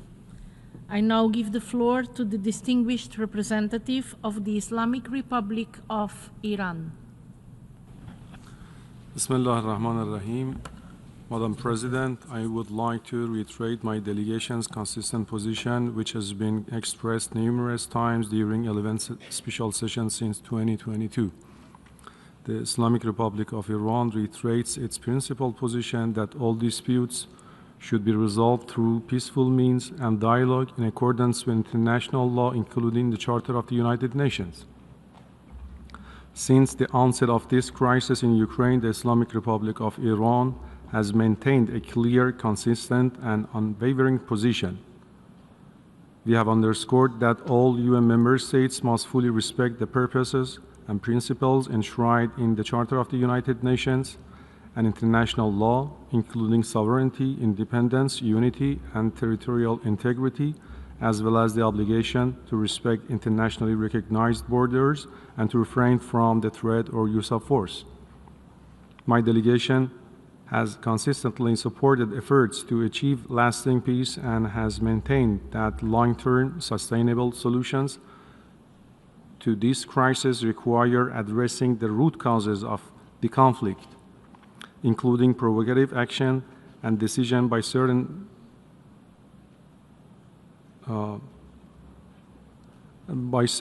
states and NATO. Regrettably, the current resolution fails to do so. Moreover, as this text was presented at an inopportune time and without prior transparent consultations, it not only fails to advance peace, but may also exacerbate existing divisions. We have some concerns that the purposes of this resolution is not to support lasting peace in Ukraine, but rather to serve as a political maneuver in an ongoing geopolitical rivalry. For this reason, my delegation voted against the resolution. Finally, it should be emphasized that the Islamic Republic of Iran will continue its constructive engagement in support of a peaceful resolution to this crisis.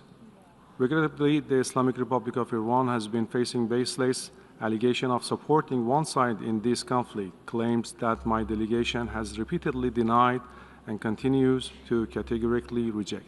I thank you. I thank the distinguished representative of the Islamic Republic of Iran. We have heard the last speaker in explanation of vote after vote. As agreed earlier, the Assembly will now resume its debate on Agenda Item 5.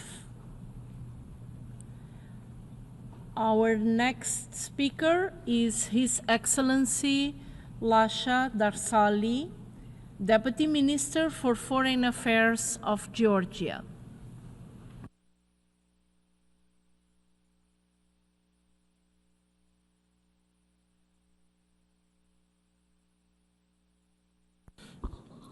Thank you, Madam Chairperson, Excellencies, ladies and gentlemen.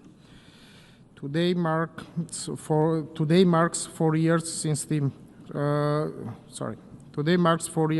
the Russian Federation launched its full-scale invasion of Ukraine, a grave violation of international law and a direct assault on the principles enshrined in the UN Charter. This act of aggression is not merely an attack against a sovereign state. It is a challenge to the very foundation of the international rules-based order and the security architecture that underpins global stability. Georgia unequivocally condemns the immense human suffering and widespread destruction caused by Russia's war of aggression against Ukraine. Since the outset of Russia's full-scale invasion, Georgia has sponsored, joined, or supported more than 800 documents and initiatives across major international organizations, including laws establishing specific accountability mechanisms in support of Ukraine. Georgia is a founding member of the Register of Damage and has recently signed the Council of Europe Convention establishing the International Claims Commission for Ukraine. Important steps towards advancing accountability and enabling reparations for the damage caused by Russia's aggression. Georgia stands firmly with the Ukrainian people. We have provided humanitarian assistance and continue to host thousands of war-affected Ukrainians, ensuring access to accommodation, education, healthcare, and social services.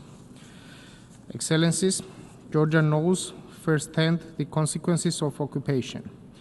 Russia continues its illegal military presence in Georgia's Abkhazia and Tkhinvali regions, where the security, human rights, and humanitarian situation remains deeply concerning, and access for international monitoring mechanisms continues to be denied. The international community must remain united and resolute. Attempts to redraw internationally recognized borders by force must never be tolerated. Georgia understands well the price of peace and its importance for a stable and prosperous future for our region. We welcome all genuine efforts aimed at ending the war and achieving lasting peace. Georgia reaffirms its unwavering support for Ukraine's sovereignty and territorial integrity within its internationally recognized borders and for upholding a rules-based international order grounded in the UN Charter and accountability for violation of international law. Thank you very much. I thank the distinguished of Georgia. I now give the floor to His Excellency Thomas Gerber, Deputy State Secretary of Switzerland.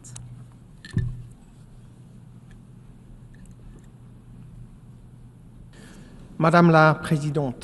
Madam President, today the General Assembly has adopted a draft resolution calling for an immediate ceasefire, the exchange of prisoners, and the return of detained civilians and deported children. Switzerland has voted in favor, supported this. 4 years ago, Russia launched its war against Ukraine in flagrant violation of international law. 4 years of human suffering, massive destruction, and serious violations of the international legal order based on the rule of law. This has become increasingly unacceptable. This grim anniversary is an opportunity to reaffirm several essential principles. Firstly, attacks on energy infrastructure, particularly in winter, deprive millions of civilians of electricity, water, and heating, with serious and unacceptable humanitarian consequences. All parties must strictly comply with international humanitarian law, including the principles of distinction, proportionality, and precaution. Attacks against civilian property are strictly prohibited. Property essential to the survival of the civilian population also benefits from special protection.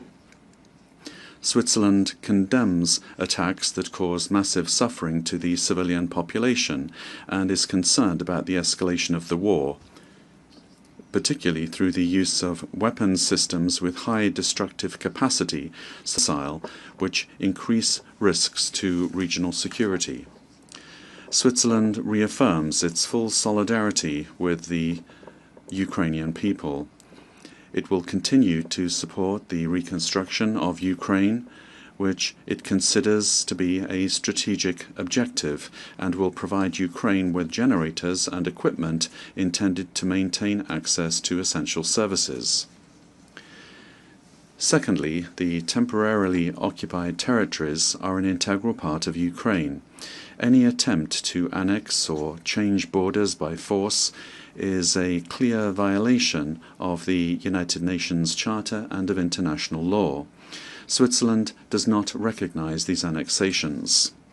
The protection of civilians and persons hors de combat must be guaranteed at all times, in accordance with international humanitarian law and international human rights law. Forced transfers, arbitrary detentions and deportations, particularly of children, are prohibited and must cease immediately. Those affected must be able to return home safely and with dignity. Prisoners of war must be treated in accordance with international humanitarian law.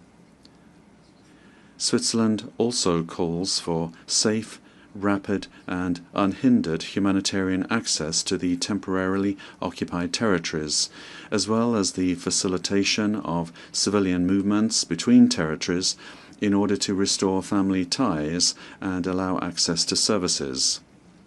We are also alarmed by reports of serious violations and reiterate that international crimes must be investigated independently and impartially, and their perpetrators brought to justice. In this regard, we take note of the arrest warrants issued by the International Criminal Court and reiterate our support for the court. Thirdly, Switzerland strongly reaffirms its condemnation of this war. It calls on Russia to immediately de-escalate the situation, to cease all combat operations and withdraw, without delay, its troops from all Ukrainian territory.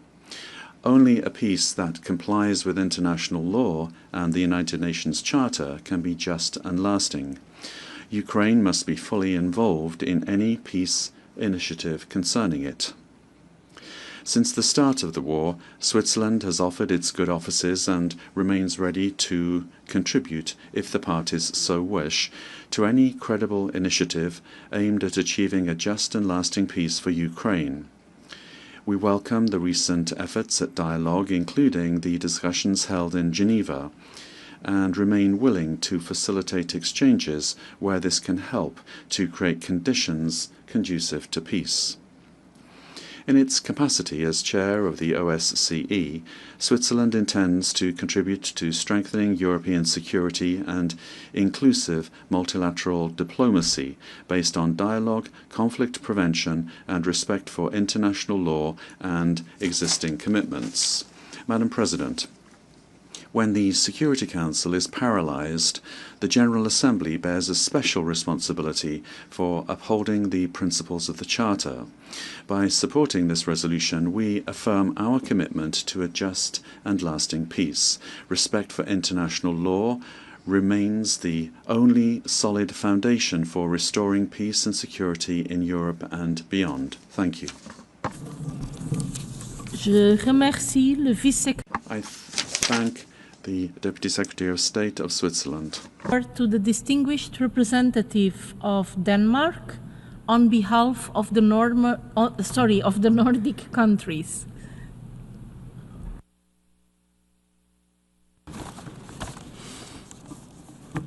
Thank you, Madam President. I have the honor to speak on behalf of the 5 Nordic countries, Finland, Iceland, Norway, Sweden, and my own country, Denmark. We're here to mark the grim 4th anniversary of Russia's full-scale invasion of Ukraine. A war of aggression in flagrant violation of international law, including the UN Charter. An unprovoked war that President Putin chose to wage against a peaceful neighbor. What the Kremlin thought would be a 3-day, quote, special military operation, unquote, has now entered day 1,461, the largest military conflict on European soil since the Second World War. A war that the UN estimates has killed or injured at least 55,000 Ukrainian civilians, including more than 3,000 children. While Ukraine has repeatedly called for a ceasefire, Russia has escalated its attacks. 2025 was the deadliest year of the war for Ukraine's civilians. No one feels the effects of this war more than the people of Ukraine. No one wants peace more than the people of Ukraine. Madam President, peace in Ukraine must be just, lasting, and comprehensive. It must respect international law, including the UN Charter. Ukraine must also have robust security guarantees to prevent Russia from invading ever again. And Russia needs to be held accountable for the crimes it has committed in Ukraine. We cannot stand by as the UN Charter is violated with impunity and territory is seized by force. To do so would only encourage further aggression and the undermining of international peace and security. Put simply, in such a world where we return to an era of might is right, no country would be safe. Madam President, the Nordic countries were pleased to co-sponsor Ukraine's resolutions. It called for an immediate, full, and unconditional ceasefire, for a comprehensive, just, and lasting peace in line with international law, including the UN Charter, and for confidence-building measures, including the complete exchange of prisoners of war, the release of all unlawfully detained persons, and the return of all internees and civilians forcibly transferred or deported, including thousands of children. We are pleased that Ukraine's resolution was adopted by the General Assembly by an overwhelming majority. We must all continue to show our commitment to peace, international law, and the principles of sovereignty and territorial integrity. So let this anniversary serve not only as an opportunity to reflect, but also to recommit collectively and forcefully to these principles. Principles upon which we all rely to live in peace within our internationally recognized borders. I thank you. I thank the permanent representative of Denmark and now give the floor to the distinguished representative of the European Union.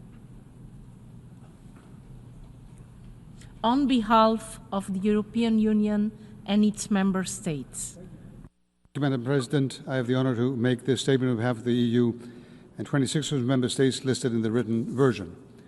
Today we mark a tragic anniversary, 4 years of Russia's full-scale invasion of Ukraine, an egregious violation of the UN Charter by a permanent member of the UN Security Council.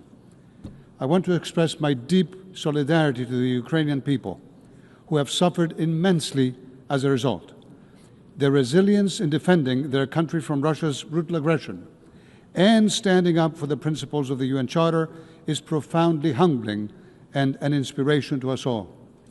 The reason the UN General Assembly has been seized once again of the situation in Ukraine is because the Russian Federation has blocked any meaningful UNSC action.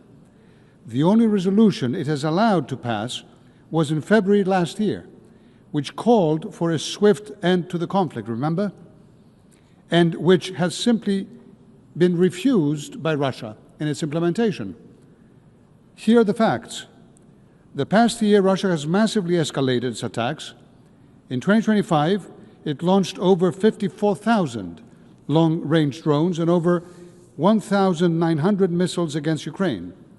A 10% increase in child casualties has been reported.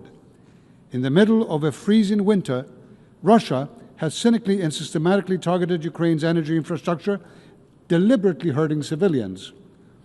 These are not actions of a country interested in ending its war of aggression. Intentionally directing attacks against civilians and civilian objects is a war crime. Its perpetrators must be held fully accountable. Colleagues, Russia's aggression has also had far-reaching repercussions beyond Ukraine's borders. It has disrupted global food and energy markets and has affected countries in Africa, in Latin America, in Asia, thousands of kilometers away from Ukraine. Politically, the war has deepened divisions among countries and eroded trust in international institutions and norms. It has turned attention and resources away from global public efforts such as cooperation on trade, development, and climate change. We urge Russia once again to end its aggression and call on all members of the UN to ensure that Russia engages in meaningful negotiations. The short and streamlined resolution we adopted today with an overwhelming majority recalls the most fundamental principles of the UN Charter that we all adhere to and has 3 operational paragraphs calling for, first, an immediate, full and unconditional ceasefire, second, a just and lasting peace in line with the UN Charter and international law, and third, confidence-building measures between the two sides. This resolution is a clear message of support to ongoing peace efforts.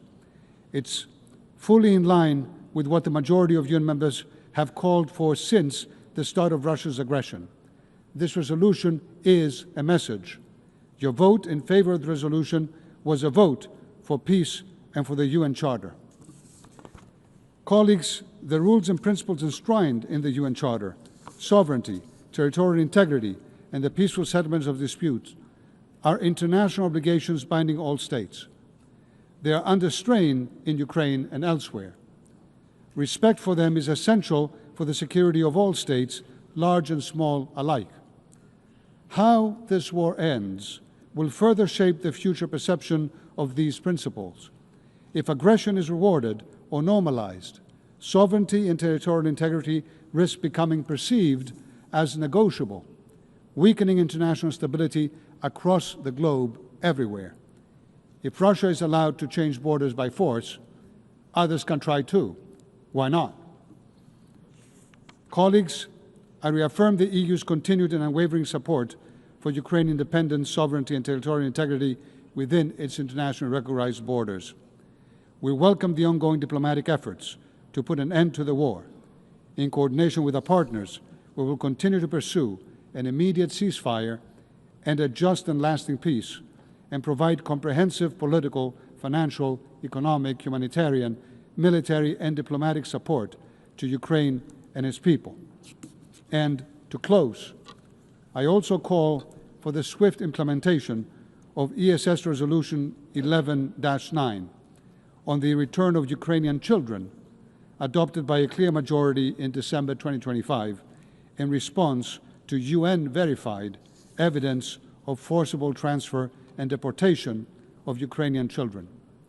We look forward to updates on how the UN Secretary-General has exercised his good offices to facilitate the children's return and to ensure access for international monitoring and humanitarian organizations. Colleagues, this is a very sad, a very somber anniversary, marking the 4th year of Russia's aggression.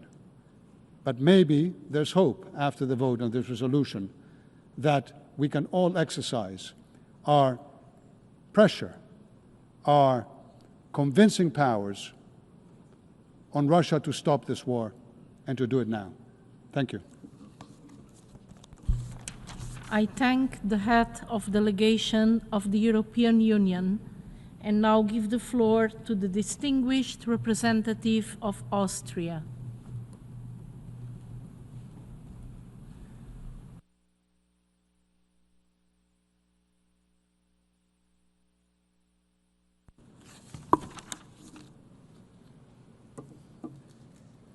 Thank you, Madam President.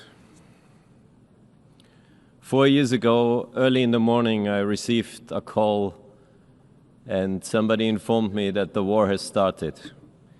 It still shocks me today. 4 years ago, the Russian Federation shocked the world by invading its independent and sovereign neighbor, Ukraine, in blatant disregard of the most basic principles of the UN Charter. This unprovoked attack has led to human suffering not seen on the European continent for decades.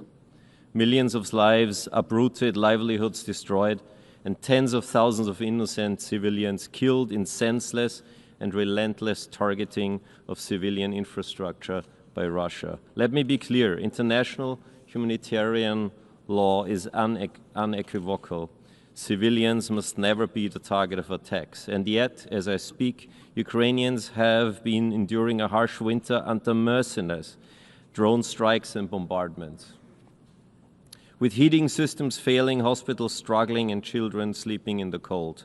This must stop.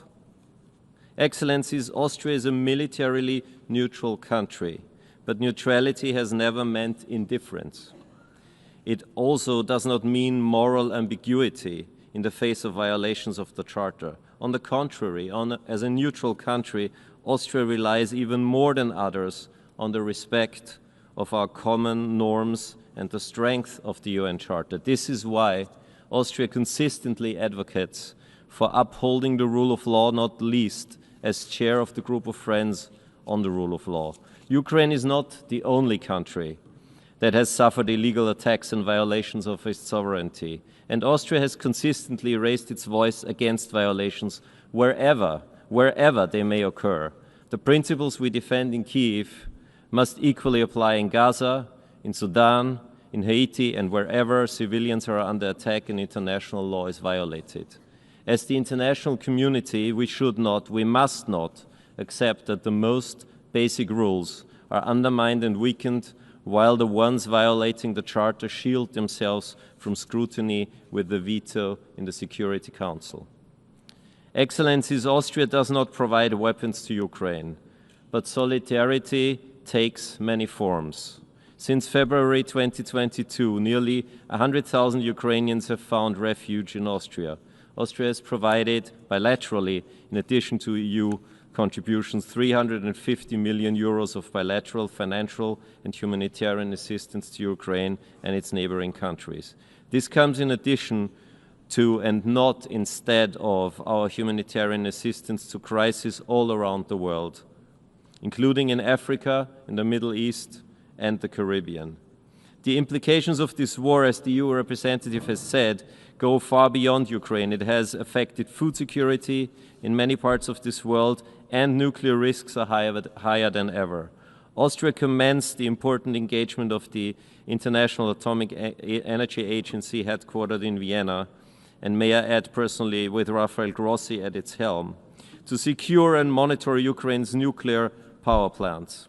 The agency's work has been crucial to avoid any nuclear accidents. Austria has consistently advocated for a comprehensive, just and lasting peace in Ukraine, a peace based on the UN Charter and international law. But peace negotiations are not credible while bombs fall. We therefore need an urgent ceasefire, one that is actually respected, monitored and implemented. We stand ready to support all genuine efforts towards peace, including by offering our good offices and hosting negotiations in Vienna, as we've done many times in the past. The UN and the OSCE, both headquartered in Vienna, can play an important role in the implementation of a ceasefire, in addition to their indispensable contributions in the humanitarian field and on human rights. We commend the efforts of Switzerland as the current chair of the OSCE in this regard and stand ready to support them as host country. Excellencies, Madam President, Ukraine deserves peace, stability and prosperity. Austria stands ready to do its part. I thank you. I thank the permanent representative of Austria. I now give the floor to the distinguished representative of Estonia.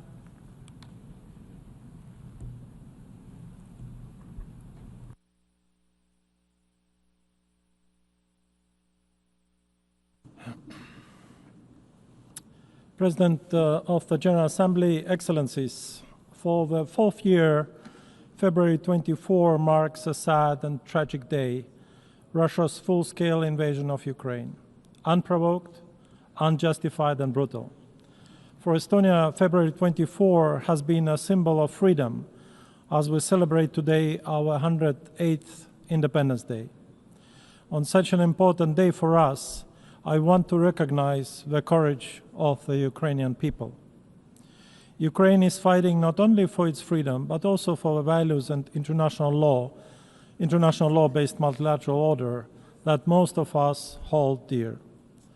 President, a permanent member of the Security Council of Russia has chosen to grossly violate the foundational principles of the UN Charter: sovereignty, territorial integrity, and the peaceful settlement of disputes.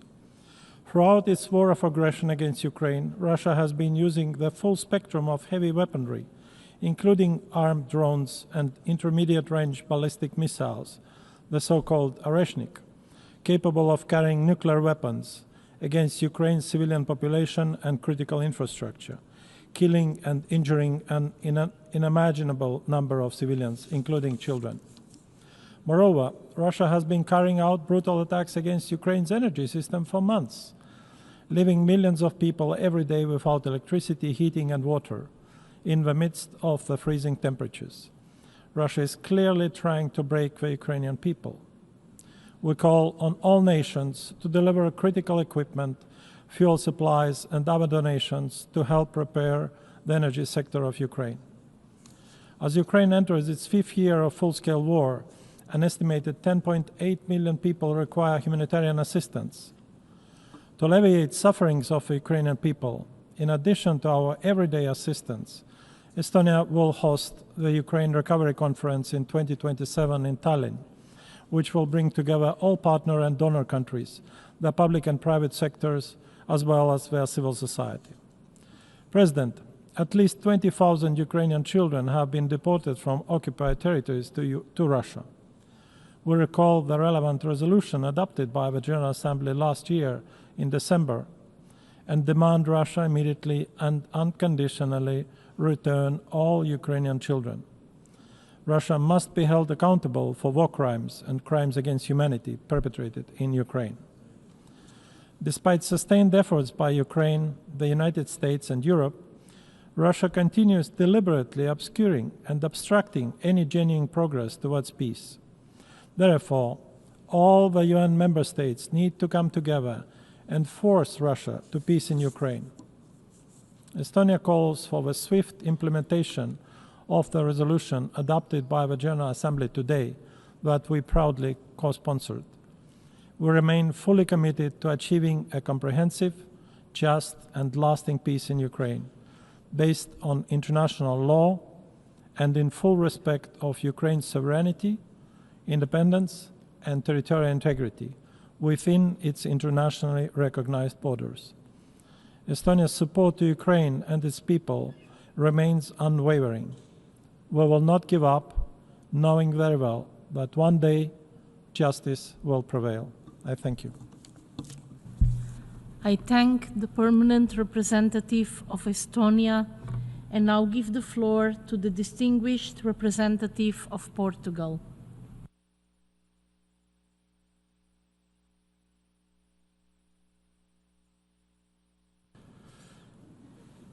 Thank you, Madam President, Excellencies, dear colleagues.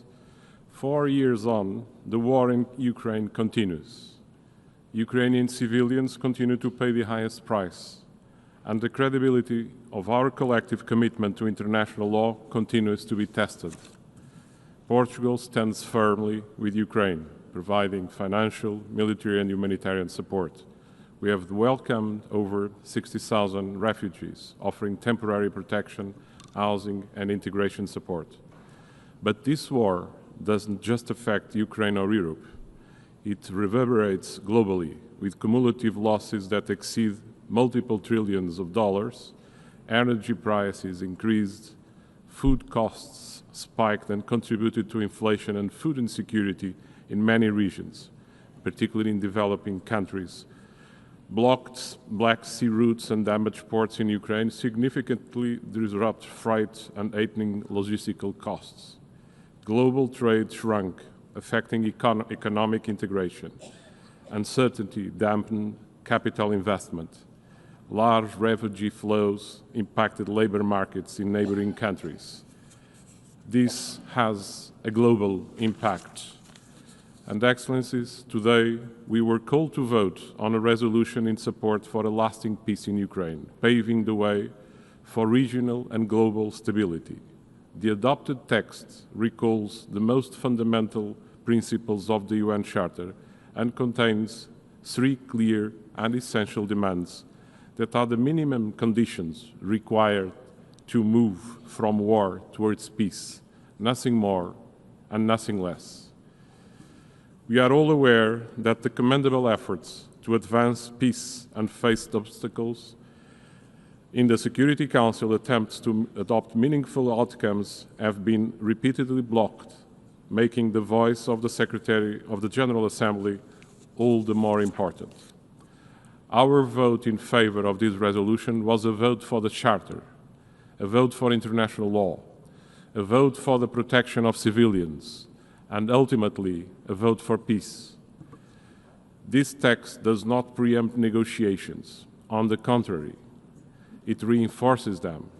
By clearly expressing the will of the international community, it strengthens ongoing diplomatic efforts and sends a unified message for peace. At this critical juncture, today's resolution brings much needed clarity to our path to peace, overcoming silence or ambiguity. Excellencies, the principles at stake in Ukraine are not regional, they are universal. They concern sovereignty, territorial integrity, the prohibition of the use of force, the protection of civilians, accountability under international law. They concern the very foundations of this organization. Today, we have clearly reaffirmed those foundations by overwhelmingly supporting this resolution. I thank you. Agradeço ao representante permanente de Portugal. Obrigada. Thank the Permanent Representative of Portugal. Thank you. Representative of Poland.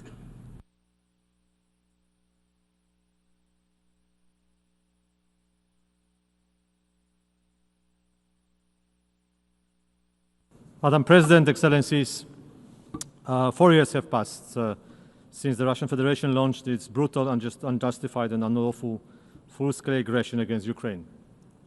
4 years of immense human suffering and destruction. 4 years of flagrant violation of the principles upon which this organization stands. 4 years of threatening Europe and global security. The resolution adopted today recalls the most fundamental principles of the UN Charter that we all adhere to. It calls for a comprehensive and unconditional cessation of hostilities as a fundamental element of peace process. We are convinced that this is a first step and a sine qua non condition for achieving a just and lasting peace in Ukraine, in accordance with the UN Charter we all subscribe to. Russia is persistent in its demands to re-establish its neo-colonial sphere of influence over the Eastern and Central Europe. Russian officials deny the Ukrainian people their right to a sovereign domestic and foreign policy. We cannot agree to that. No delegation should. Russia's invasion and ongoing occupation of parts of Ukraine constitute a grave breach of international law. Any attempted annexation or forced integration of Ukrainian territory is null and void. In the temporary occupied territories, repression is systematic. Surveillance, coercion, and digital controls have eliminated space for dissent. Russian laws are selectively imposed to entrench domination. Ukrainian citizens are pressured to accept Russian passports. Those who refuse are threatened as foreigners in their own homes, deprived of rights and services. We are witnessing deliberate demographic and ideological re-engineering. Ukrainian children are unlawfully transferred and deported. Education is being weaponized to erase identity, and young people are drawn into paramilitary structures serving the occupying power. Such actions violate international humanitarian law, including the Fourth Geneva Convention. Reports by the Office of the United Nations High Commissioner for Human Rights and the Independent International Commission of Inquiry on Ukraine document arbitrary detention, enforced disappearances, torture, and extrajudicial executions. These violations form a consistent pattern. The economic potential of the occupied territories is redirected to support Russia's war effort. Religious life is also subjected to pressure. That's all for the climate of trust needed for negotiations the Russian delegation was speaking about. Madam President, many high-level delegations were unable to join us today because of the severe winter conditions for the last 2 days. If you complained about inconveniences yesterday, please think what Ukraine is facing, where temperatures are much colder and Russia systematically attacks cities, shelling power and heating plants, and leaving millions of people without electricity and heat in the dead of winter. This is yet another Russian war crime during the aggression. Maybe these days it's easier for us to grasp the cruelty of the deliberate actions. We firmly believe that impunity cannot prevail. War crimes, crimes against humanity, and the crime of aggression must not go unpunished. In the meanwhile, Moscow presents itself as an advocate for global partners, exploit the economic difficulties of people around the world by recruiting them to Russia's military forces and engaging in the neo-colonial war. From the first day of the invasion, Polish solidarity has remained steadfast and focused on Ukraine's victory. the restoration of its territorial integrity, and the protection of human life. We are convinced that Ukraine will prevail with the sustained commitment of the national community that was shown also today in the voting. Thank you so much. I thank the permanent representative of Poland and now give the floor to the distinguished representative of Luxembourg.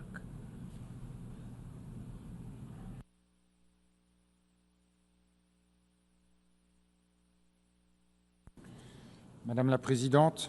Madam President, Luxembourg aligns itself with a statement delivered by the European Union. I will complement it with remarks in a national capacity. 4 years ago to the day, Russia launched a full-scale war of aggression against its neighbor Ukraine. Today marks the 1,462nd day of this war from another era, an unprovoked, unjustified, and unjustifiable war of aggression. Russia has not only attacked Ukraine, a sovereign member state, a founding member of our organization, but has also committed the most flagrant violation of international law and of the Charter of the United Nations. For nearly a year, Ukraine has consented to the conclusion of a ceasefire. Russia, however, refuses the ceasefire. The Russian armed forces continue to attack populations and to bombard civilian and energy infrastructure in Ukraine. 1 year ago, Russia voted in favor of Security Council Resolution 2774, which urgently called for a quote-unquote swift end to the conflict. But since then, Russia has intensified its attacks against Ukraine. The year 2025 was the deadliest for Ukrainian civilians since 2022. Our thoughts today are with the millions of Ukrainians who have been subjected to unspeakable suffering, as well as with the tens of thousands who have been killed over the past 4 years. At this critical juncture, it is essential for the General Assembly to lend its full support to a lasting peace in Ukraine. That is the purpose of the resolution submitted by Ukraine, which we adopted this morning. Luxembourg is proud to have co-sponsored and voted in favor of this resolution, which sets out 3 very clear demands. First, an immediate, full, and unconditional ceasefire. Second, a comprehensive, just, and lasting peace in line with international law, including the Charter of the United Nations. And thirdly, the complete exchange of prisoners of war, the release of all unlawfully detained persons, and the return of all internees and of civilians forcibly transferred or deported, including children, as a significant confidence-building measure. We thank the member states from all regions that voted in favor of this resolution. This vote is a vote for peace, a vote for the Charter and its principles. The war of aggression waged by Russia against Ukraine is taking place on the European continent, but we all know that the consequences of this war are felt far beyond Europe. This war spreads death and suffering in Ukraine, but it also undermines global stability, disrupts food and energy supply chains, contributes to higher inflation worldwide, and undermines trust in international institutions and norms. Madam President, efforts to end this war through diplomacy and dialogue deserve our full support. We have closely followed the talks held between the Ukrainian and Russian delegations with the participation of the United States, which were held in Abu Dhabi and Geneva. A peace agreement can only be durable if it is just, accepted by the Ukrainians, and backed by robust security guarantees. And because it concerns European security, Europeans will need to be involved. And any agreement must be based on the principles of the UN Charter, as this Assembly has stated. Peace will be just when the perpetrators of the gravest crimes committed on Ukrainian soil are held accountable and when justice is done for the victims. In this context, Luxembourg supports the work of Ukrainian judicial authorities and of the International Criminal Court, which has already issued several arrest warrants against Russian officials. We support the establishment of a special tribunal for the crime of aggression against Ukraine. Madam President, Ukraine can continue to count on Luxembourg's full support and solidarity in its heroic struggle to defend its freedom and universal values. Through its engagement across all domains from humanitarian and energy assistance to military support, Luxembourg supports Ukraine's independence, unity, sovereignty, and territorial integrity within its internationally recognized borders. We will continue to work towards a comprehensive, just, and lasting peace in Ukraine, a peace in accordance with international law. We will continue to stand up for the respect of the UN Charter, which is our shared bulwark against those who seek to impose the law of the strongest over the rule of law. Thank you very much. Je remercie. I thank the permanent representative of Luxembourg. I'll give the floor to the distinguished representative of Liechtenstein.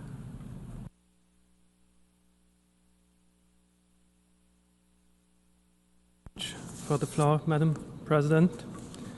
Today we commemorate the anniversary of Russia's aggression against Ukraine, which began in February 2014 with the invasion of eastern Ukraine and the illegal annexation of Crimea. Russia's full-scale aggression is unequivocally in violation of Article 2.4 of the Charter. Over the past year, Russia has continued to expand the catalogue of war crimes and crimes against humanity in support of its aggression, which is at the origin of all the other crimes. Russia's attacks on critical infrastructure over the past weeks are clearly timed to weaponize the dead of winter and terrorize the civilian population of Ukraine.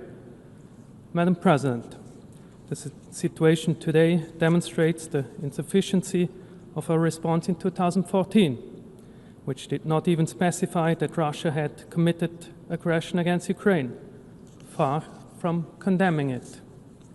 This limited response, far from preventing subsequent aggression, was de facto a contributing factor to Russia's full-scale invasion 4 years ago. We must acknowledge the shortcomings of our collective action and recognize the need to respond to future violations with greater resolve from the outset. Madam President, in 2022, the Council delegated its primary responsibility for the situation in Ukraine to the General Assembly. The 2 vetoes exercised by the Russian Federation on amendments to last year's Security Council resolution, eventually adopted as Resolution 2774, disregarded the membership's expressed and recorded political will, as had previously been expressed in the General Assembly.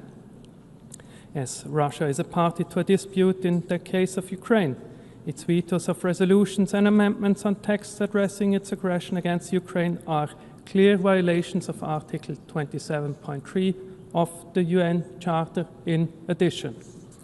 The resolutions adopted by this Assembly since 2022 demonstrate a robust and principled approach which must be the basis for any meaningful initiative for peace in Ukraine. The implementation of these resolutions is key in order to bring an end to a war that has caused immense suffering to the civilian population, to ensure accountability under international law, including the crime of aggression, and to bring justice for all victims and survivors. As for today's text, Liechtenstein has co-sponsored the resolution and was pleased to see it adopted. It is indeed time for the international community to voice its support for a ceasefire, which Ukraine has been offering for a long time now. We would have preferred, of course, to have seen the title refer to a just and lasting peace, as we would have wanted to see a reference to the ongoing aggression against the Ukrainian people, and given the slaughter of Russian combatants, also their own. We are pleased, nevertheless, to see the strong support for international law and the Charter in support of a just and lasting peace in paragraph 2, which includes principles of sovereignty, independence, and territorial integrity. International law must be at the forefront of a framework for peace. Madam President, as a matter of the implementation of today's resolution, we reiterate that initiatives for peace must include all the relevant parties. In this respect, we note that Ukraine, the victim state, has engaged for some time in negotiation with the intention of making the difficult compromises necessary for a just, lasting, and comprehensive peace. They have been met by interlocutors from the Russian Federation who appear to wish only to extend the war on their own terms. The ongoing attacks by the Russian Federation against Ukraine and targeting civilians during talks only serve to illustrate this lack of good faith. Liechtenstein reiterates that a ceasefire now is a matter of priority.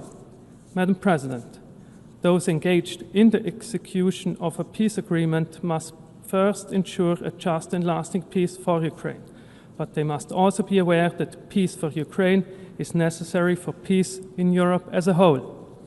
If we are to settle for anything short of the law as embodied in the Charter, we risk making the same mistake we did 12 years ago, one which the people of Ukraine, of Europe, and across the world will be ill-equipped to bear the consequences. I thank you. I thank the distinguished representative of Liechtenstein and now give the floor to the distinguished representative of Belgium.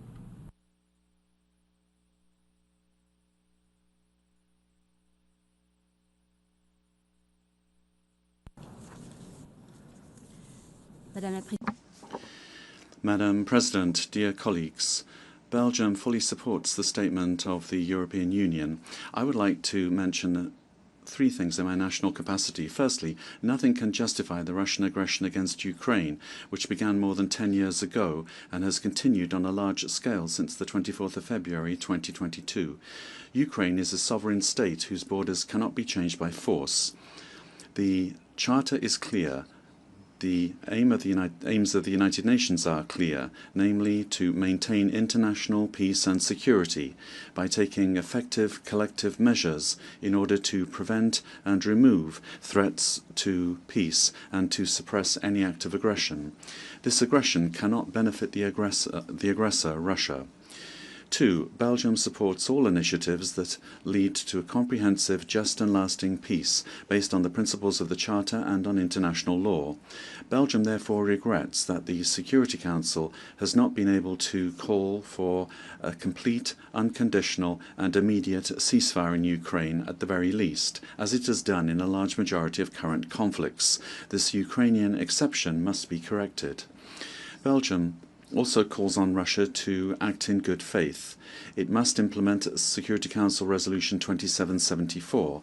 It must apply all the resolutions adopted by this Assembly since the beginning of its war of choice. 3. Russia today has called for constraint with regard to the negotiations. However, Russia is attacking civilians and civilian infrastructure every day and does this deliberately, without any regret. In 2025, the number of civilian victims shot up, and they are violating international law every day. We need a long-standing solution, but the facts are contradicting the Russian narrative. Dear colleagues, we would like to thank all members that have supported the cause of peace by voting in favour of the resolution presented today, a resolution that is fully anchored in the Charter of the United Nations and its principles. Thank you. I thank the Permanent Representative of Belgium. The floor to the distinguished representative of Ireland.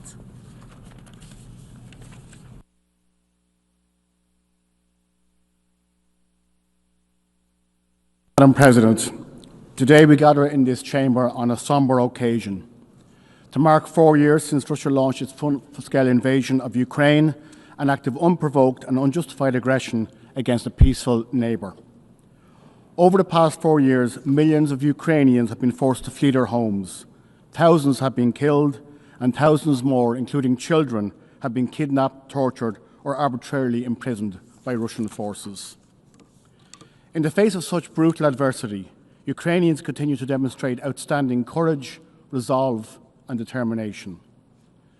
Madam President, for 4 years, we, the representatives of the governments of the world, have stood in this chamber and asked for something quite simple and yet fundamental: that the UN Charter be respected and that the innocent civilians of Ukraine be left to live their lives without the fear of constant violence.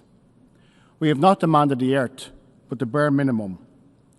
Russia should simply stop the killing and return to its international obligations, respecting the sovereignty and the territorial integrity of other states and its solemn commitments in the Budapest Memorandum. And for 4 long years we have been ignored.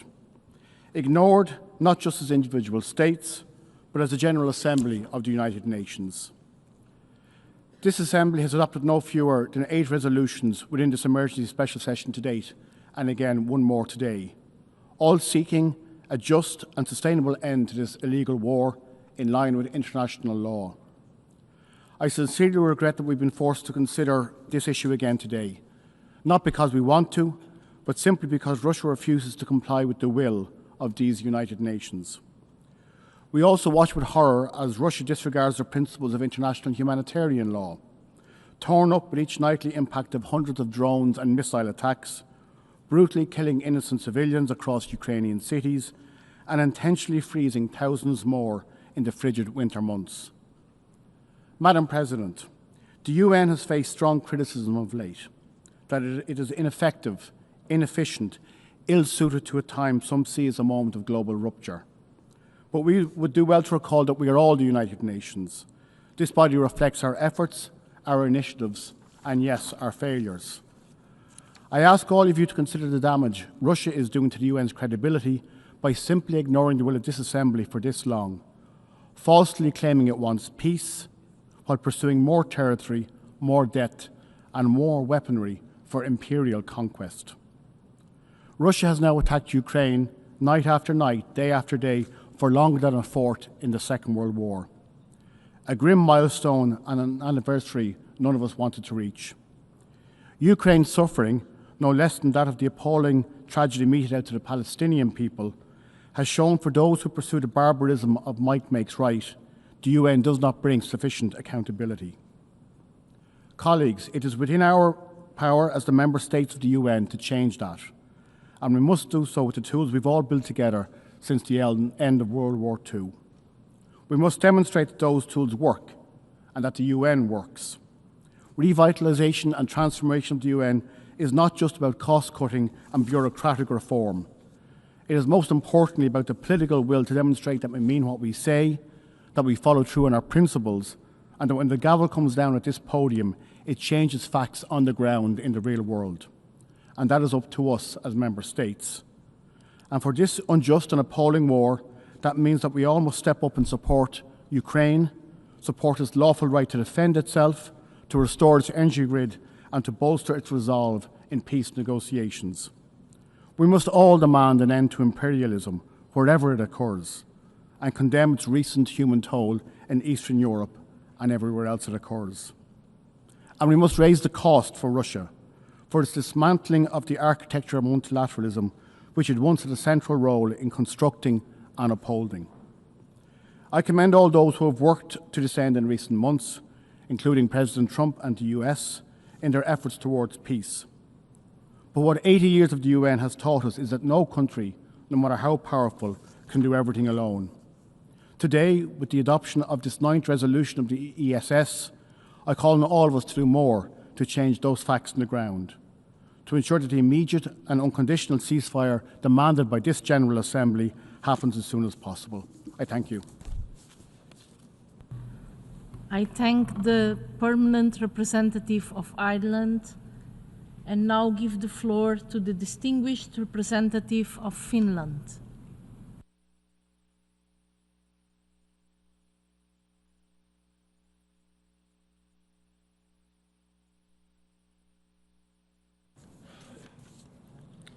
Madam President, Finland aligns itself with the statements by the European Union and Denmark on behalf of the Nordic countries.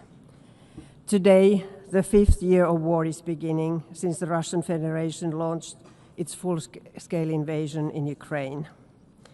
Peace efforts have been ongoing since last year.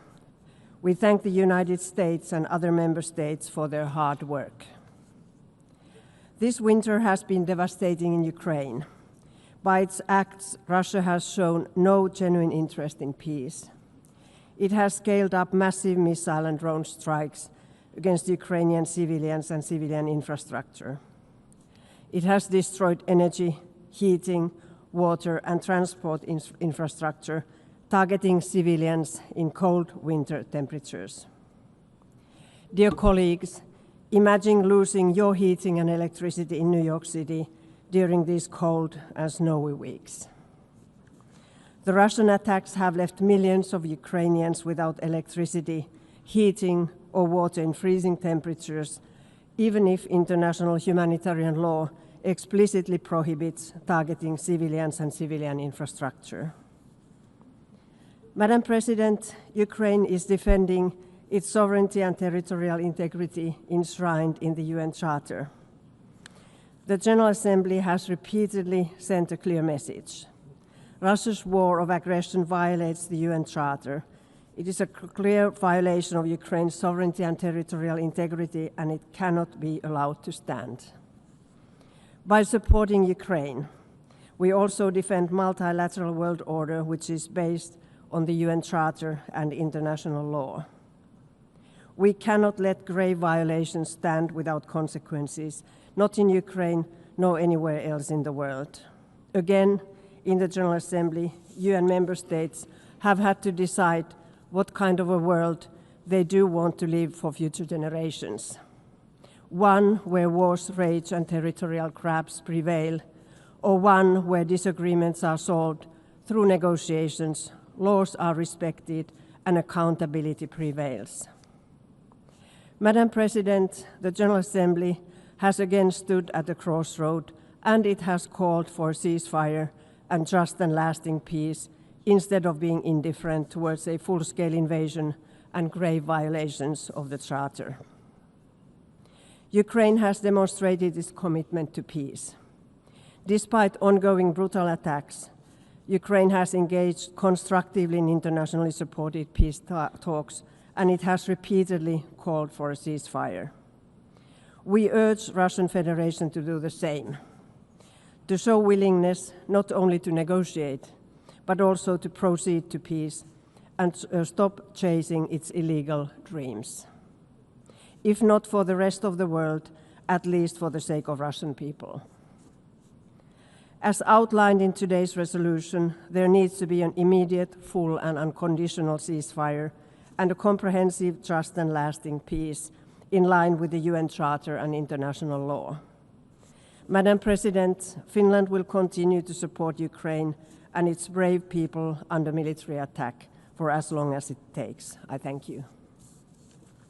I thank the permanent representative of Finland and now give the floor to the distinguished representative of Germany.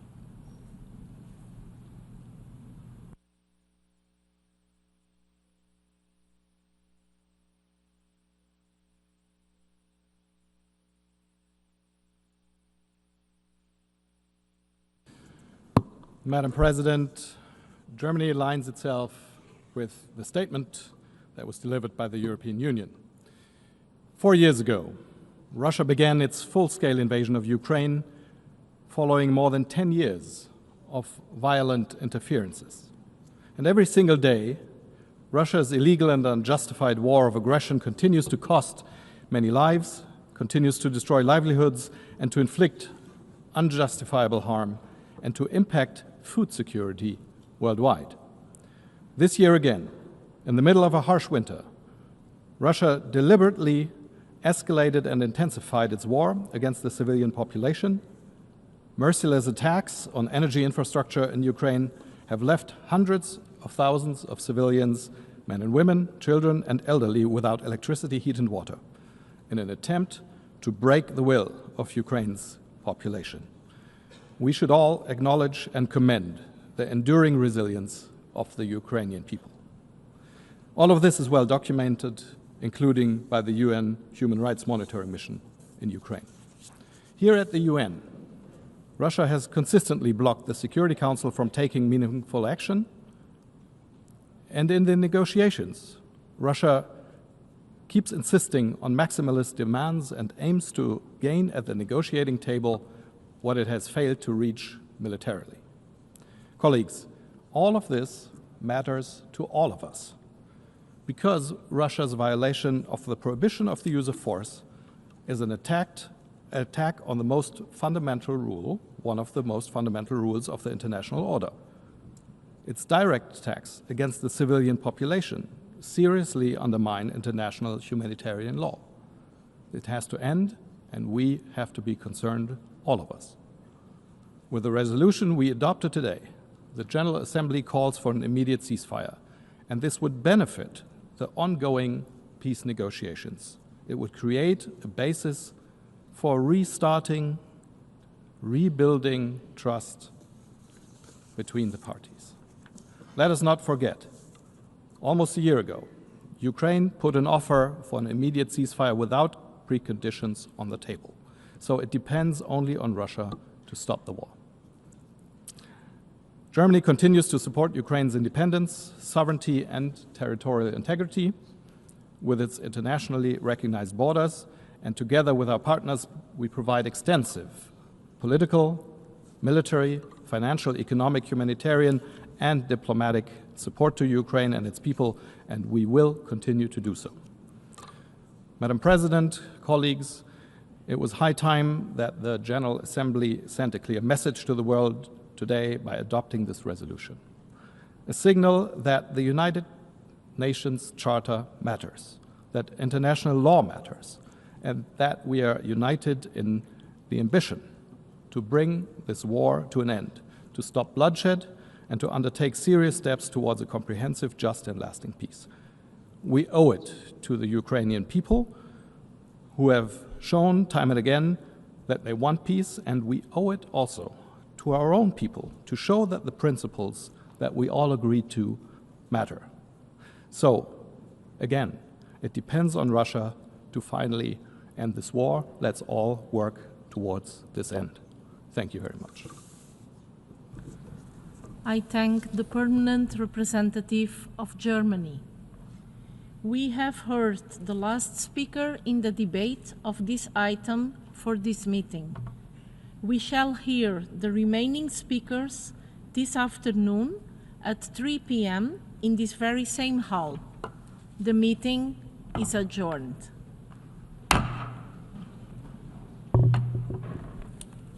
Thank you, Madam President. You're welcome.